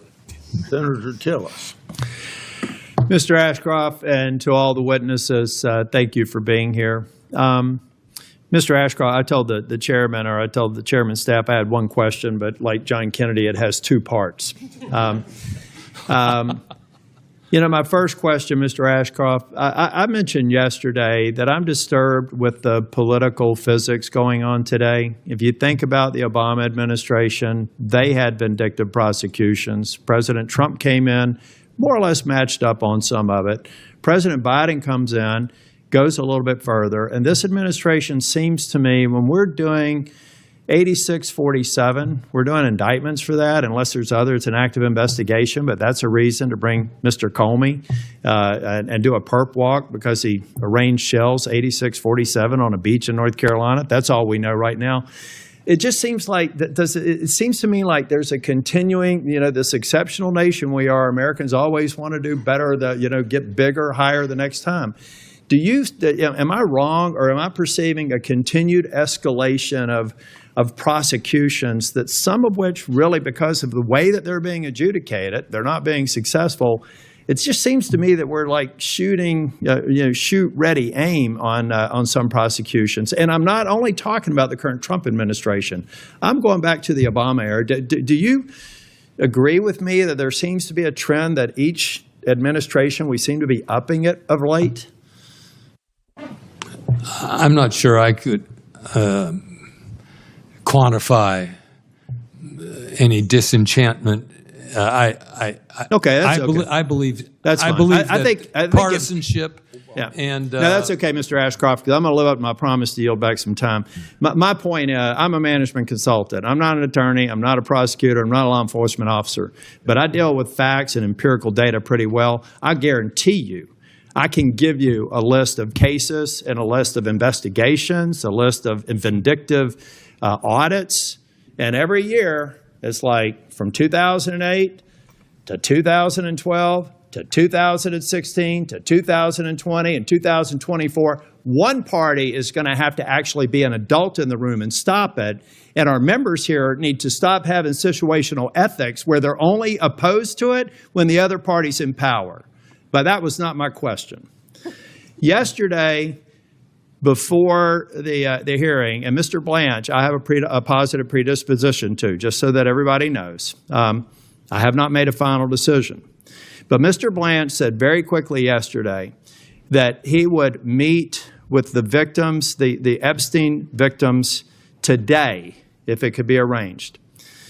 Well, right now, the markup, if you all don't know procedure here, after this hearing is done today, next week we'll hold it over. The earliest possible markup would be 2 weeks from now. And because it seemed to me that Mr. Blanche was willing to say that he would meet with them and counsel, I understand the restriction that counsel has to be present. I expect that meeting to occur before I'm willing to vote out of this committee. And I'm trying to get to yes. But this is a very important part of getting to yes. There should not be any reason why, based on what Mr. Blanche said yesterday, if he said that he would do it today, then he can certainly do it over the next 2 weeks. Thank you, Mr. Chair. I yield back. Yeah. Talking about what you said, what advice or how political Attorney General office is, I remember that Holder said he was a wingman for President Obama. That's exactly right, Mr. Chair. And anybody who comes up here and steps up on their pulpit, and then all of a sudden I can go back and see of record the absolute silence of Democrats when Biden and Obama did the same thing. I'd love to see a Democrat who has taken the position that I have with an administration that shares my jersey, because that's the only way this nonsense stops. Senator Schiff. Thank you, Mr. Chairman. Mr. Adler, thank you for being here and for your many years of service. Ms. Oyer, likewise, thank you for your courage at the Justice Department and for your willingness to speak out. Ms. Boss, I'm just heartbroken for your loss and very much appreciate your advocacy. And Ms. Bensky, thank you for your willingness to speak out and for all of the Epstein victims that are here. I'm glad the Attorney General finally acknowledged that he could meet with you. I was perplexed when he said somehow that he was prohibited. That's simply not the law. And I hope that meeting takes place. Mr. Ashcroft, thank you for your service. I wanted to ask you about some remarks the Attorney General made when he said that he thought the president, he was asked about the president targeting his political opponents and enemies for prosecution. And I don't subscribe to what I think is a false equivalence. We've never seen a president behave this way, where he openly and privately calls on the Attorney General to prosecute his enemies. And I want to ask you about that, Mr. Ashcroft, because Mr. Blanche has said that he believes the president has both the right and the duty to use the Justice Department to go after his enemies. Do you subscribe to that view? Thank you, Senator. I believe that the Attorney General of the United States has the right and responsibility to enforce the law uniformly. And if the law has been broken by the president's enemies, he has a duty. They do not become exempt from following the law merely by their enmity to the President of the United States. As a matter of fact, the people who break the law are in enmity with the people of the United States, whose expression of what is the law has been developed in this body, in the Congress of the United States. So we used to call people who break the law public enemies. Well, Mr. Attorney, And so my view is that whether a person has been a political supporter or not of the President of the United States is not the determining factor regarding prosecution. It's whether a person has violated the law, and in enforcing the law, the Attorney General is carrying out the will expressed in the Congress. Mr. Attorney General, you realize, having sat here, my time is very limited. That really isn't my question. My question is, do you think it is appropriate for the President to call on the Attorney General to prosecute one of his enemies, and acting on that, request the President for the Attorney General to do so? The President of the United States is the executive branch of the United States whose charge it is to enforce the laws of the United States. So when the President of the United States asks that the laws be enforced, I don't see that as consistent with his duties or responsibilities. If the laws were to be enforced differentially, and which one of the things that scares me about as many laws as we have, someone said, in order to run a police state, you only have to have one policeman, but if you have enough laws, you can go find something wrong with anybody you want. Mr. Ashcroft, so the President, I believe, his job is to have an administration which calls for the enforcement of the laws of the United States without regard to the political preferences of the people who are perpetrators or accused individuals in the system. I'm not sure that I understand your answer, except you seem to accept the premise that it is okay now for a president to call the Attorney General and ask him to prosecute his enemies. You don't seem to have a problem with that. If you do have a problem with that, please say so.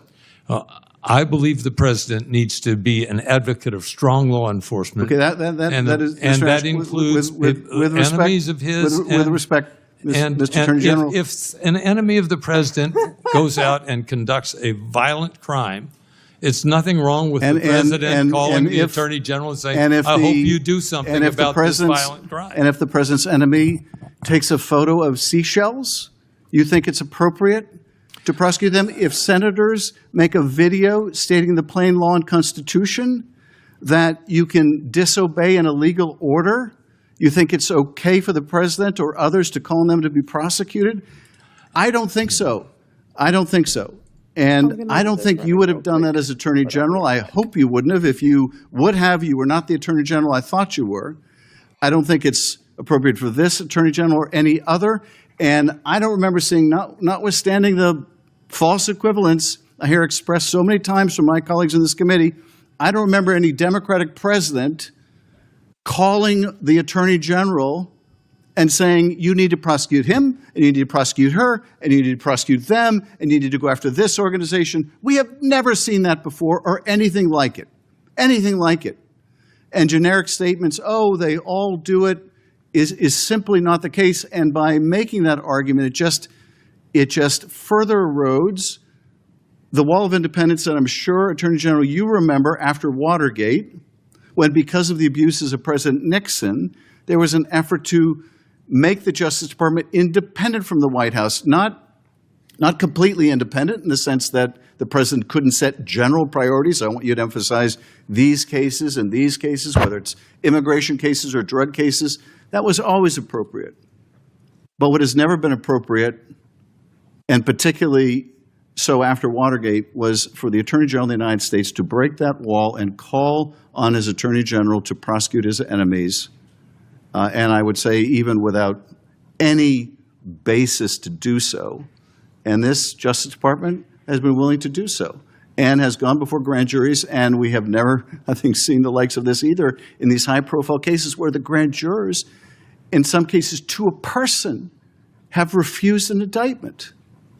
How often did you have that happen to you, Mr. Attorney? Last question I'll ask you. How often, Mr. Attorney General, did you seek an indictment as a prosecutor and have not a single grand juror vote to indict? Did that ever happen to you? I don't know. I just don't know.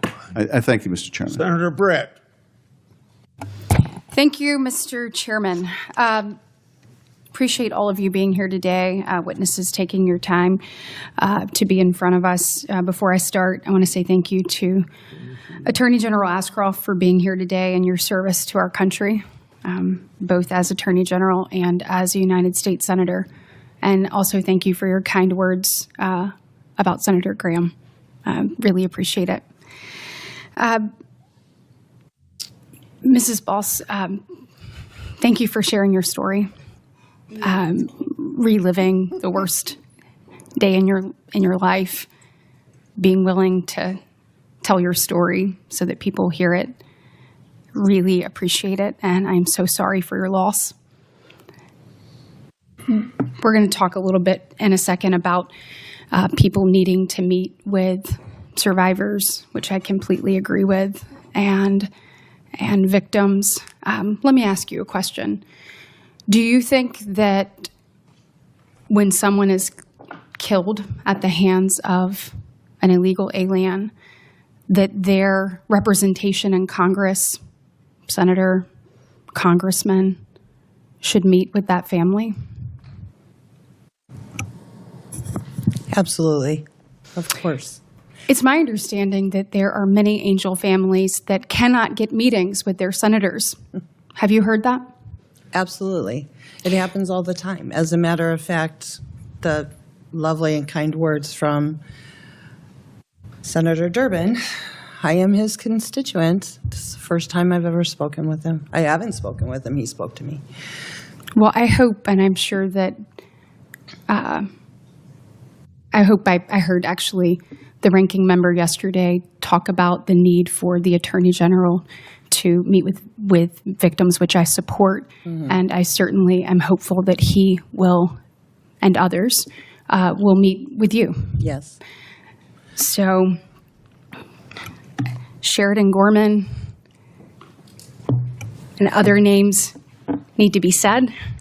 And I think the accountability that we have in this room for other people, we should be able to have it for this body as well. So I certainly hope that you get your face-to-face meeting that you deserve. I would hope so. We've had several laws introduced, legislation introduced in this last session that have been completely ignored. And there hasn't been any way to really get in and talk to anybody, especially those who are opposed to those legislations for whatever reason. Well, thank you so much for elevating your voice. Ms. Bazinski, am I saying that right? It's Bensky, yeah. Okay, gosh, I'm going to have to try. I am so sorry for everything that you've been through, and thank you for your courage, for being here today and being able to elevate your voice. I completely support your quest to be able to be heard, to obviously for victims to be protected, and for us to pursue every lead possible. And, you know, I do believe after my conversations with the Assistant Attorney General that he is going to pursue those. Let me ask you this. Were you asked in the previous administration, did you ever have an opportunity to sit down with the then Attorney General, Merrick Garland? We did not, but there were active investigations going on because of Ghislaine Maxwell's hearing. So, but did you ever have a face-to-face with him? No. No. Is she really trying to do this right now to a fucking Epstein victim? Are we doing this right now? Did y'all request a face-to-face? This was before a time that I was comfortable coming forward. It was just this last September that a group of us felt like we had met each other, and a huge part of this has been finding the collective voice of a sisterhood and understanding that we weren't isolated in these experiences. Absolutely. And let me ask you this. Did you, was there ever, because I know that my colleague, Senator Blackburn, really wanted to make sure that you all had an opportunity to tell your story. Mm-hmm. Are you aware of any Senate hearings that were held under the previous administration that tried to I don't to personally bring have light that to this? information because, again, Yeah. it just came forward really in September. Well, thank you for coming forward. Thank you. Thank you so much. Mrs. So if you didn't catch that, she asked if Merrick Garland ever sat down with them, trying to immediately put this on only the Biden administration for some fucking reason. And then have the audacity to ask if the victims had ever tried to sit down with Merrick Garland. That is veiled victim blaming. That's... I fucking hate Katie Britt. She does not give 1 ounce of a fuck about these victims. Ms. Oyer, obviously, are you cutting people off right on time today? What? Are you cutting people off right on time today, or are people getting to go way over? I've been too liberal, but go ahead. Okay, all right. Go Well, ahead just- and ask one more question. Just let me ask one more question, please, sir. I appreciate it.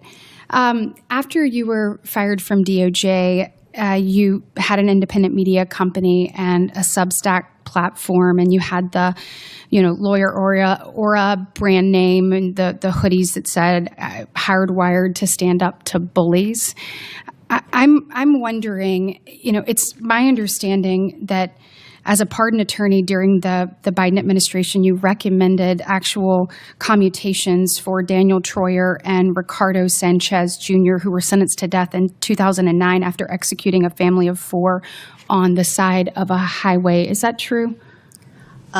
Ma'am, I think you were not in the room when several of your colleagues asked me about those recommendations. But this is my turn to ask a question. So is that true? I said then remains, which is that I'm not able to talk about the clemency advice that I provided to the White House because of Well, the victims included a 4-year-old and a 3-year-old boy who died while cradled in the arms of their mother, who was trying to shield them.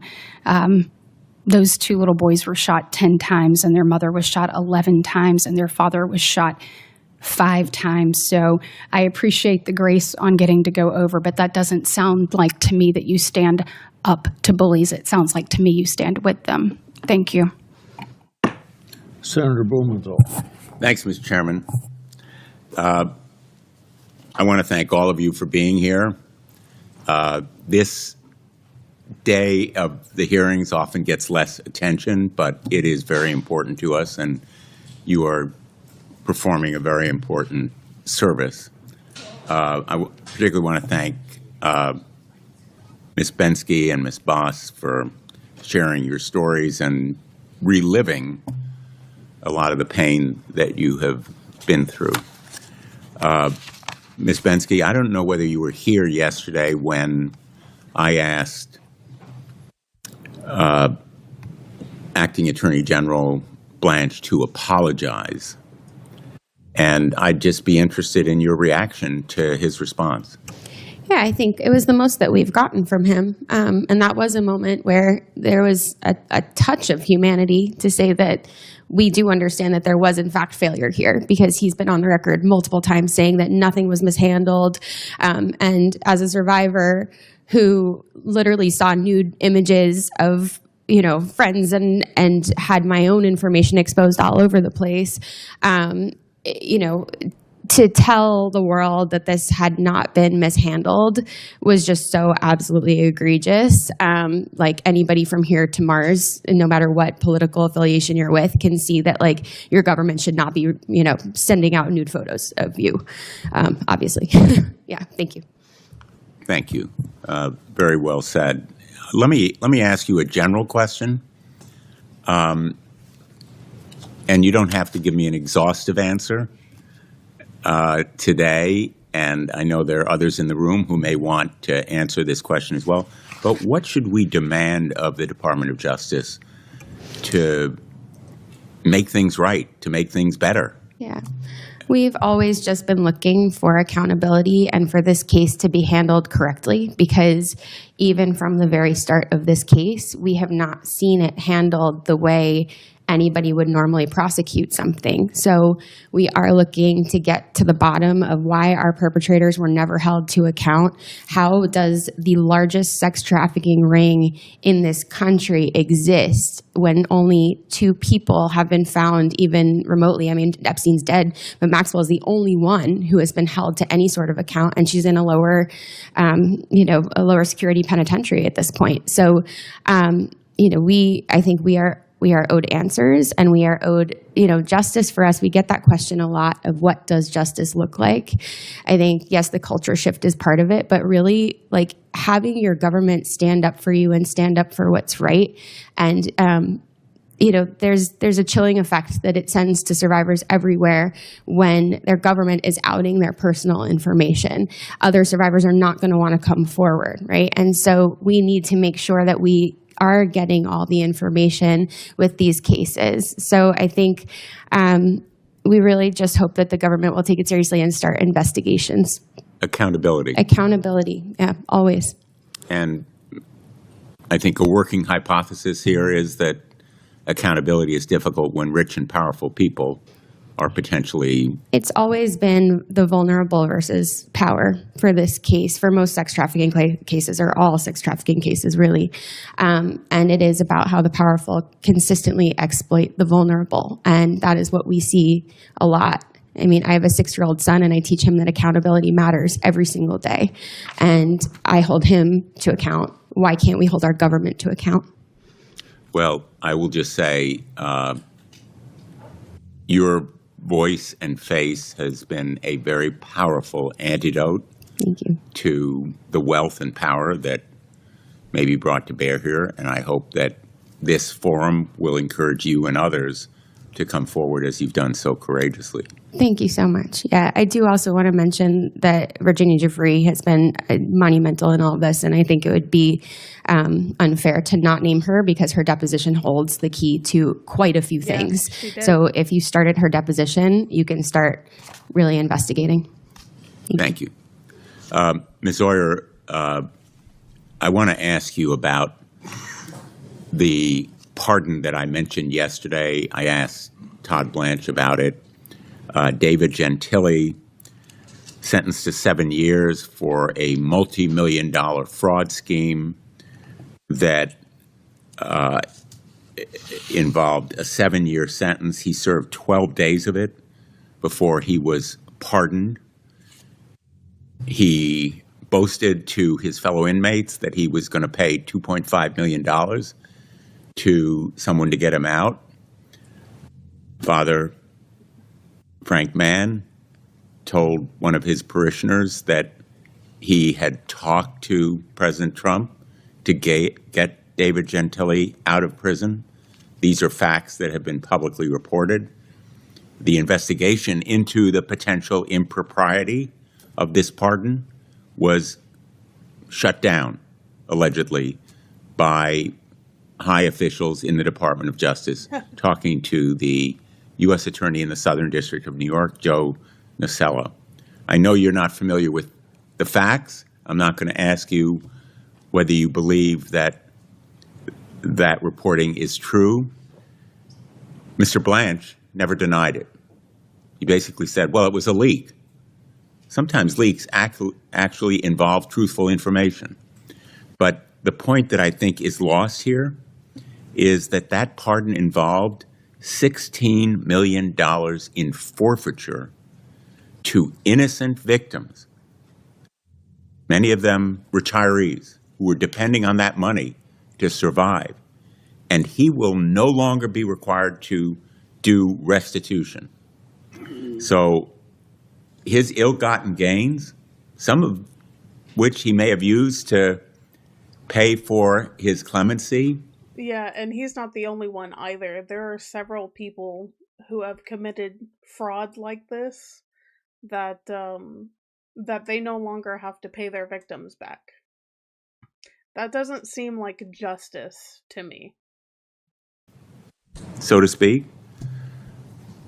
are not going to go back to the people who were cheated, his victim, as a result of that pardon and clemency.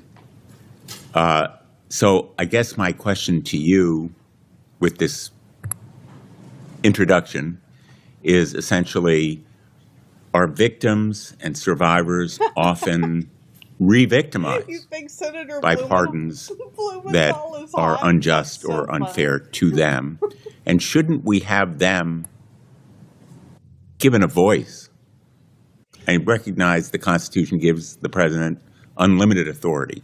I could see it. And it's one of those powers that's unchecked, rarely. But isn't there a need to give the victims a voice in this process? Yes, Senator. The millions of dollars that Mr. Gentile stole from his investors, unfortunately, are a drop in the bucket of the restitution that victims have been deprived of as a result of President Trump's pardons. He has forgiven over $1 billion in restitution that is owed to victims of fraud, as well as money that is owed to taxpayers by people who committed white-collar crimes and who have served, in many cases, none of their sentence and repaid none of their money. That is not consistent with the regulations that the Justice Department has in place for evaluating applications for pardons. The Justice Department historically has looked to see that people have repaid their debts before recommending clemency, but this president is using clemency in a strategic, transactional way to forgive huge amounts of debts owed to taxpayers and crime victims. Senator Durbin. Mr. Chairman, in closing here, I would like to make a couple points. Please do. First, I understand that the senator from Alabama mentioned my name while I had stepped out. Ms. Boss, anxious to meet with you. I hope we can do it soon, maybe even right after this, because I know it was a hardship for you to make this journey here to testify from Illinois, and I don't want you to have to wait to see me. I want to meet with you now, and we can talk as soon as this meeting adjourns, if it's okay with you. If it fits in your schedule. Yeah. Let me say a word about Ms. Oyer. I'm glad that the senator from New Jersey said what he did about you. I believe the fact of the matter is that most of the things that were brought up today in this hearing about your activity related to a decision by the Biden administration as they were leaving office to turn death penalty convictions into life imprisonment instead. Is that correct? That's right, sir. That reflects, I'll say this, you don't have to comment on this. I believe that reflects President Joe Biden's opposition to the death penalty. I share that opposition. There are people in the audience who agree with me and some who vehemently disagree with me. But America is divided on this issue. I didn't have this position my entire political career, but toward the end of it, I've come to the conclusion, as Justice Blackmun did at the end of his conclusion of serving on the Supreme Court, that he no longer wants to tinker with the machinery of death. The fact of the matter is, there are clear cases where one can argue a death penalty, and there are cases which we have found were wrongly decided, and people faced a death penalty or worse until evidence and other things were discovered at the end. That is my position. That was Joe Biden's position. That's why the cases which were brought up today are so serious. And I believe that you were doing your job as a pardon attorney to advise him as to his decision. But is it not true that the final decision on the disposition of these inmates was the decision of the President of the United States? That's absolutely correct, Senator. So if you want to take exception to Joe Biden and his position, be my guest. But to blame you for those, I think, goes beyond your responsibility. Went to the gas station, ate a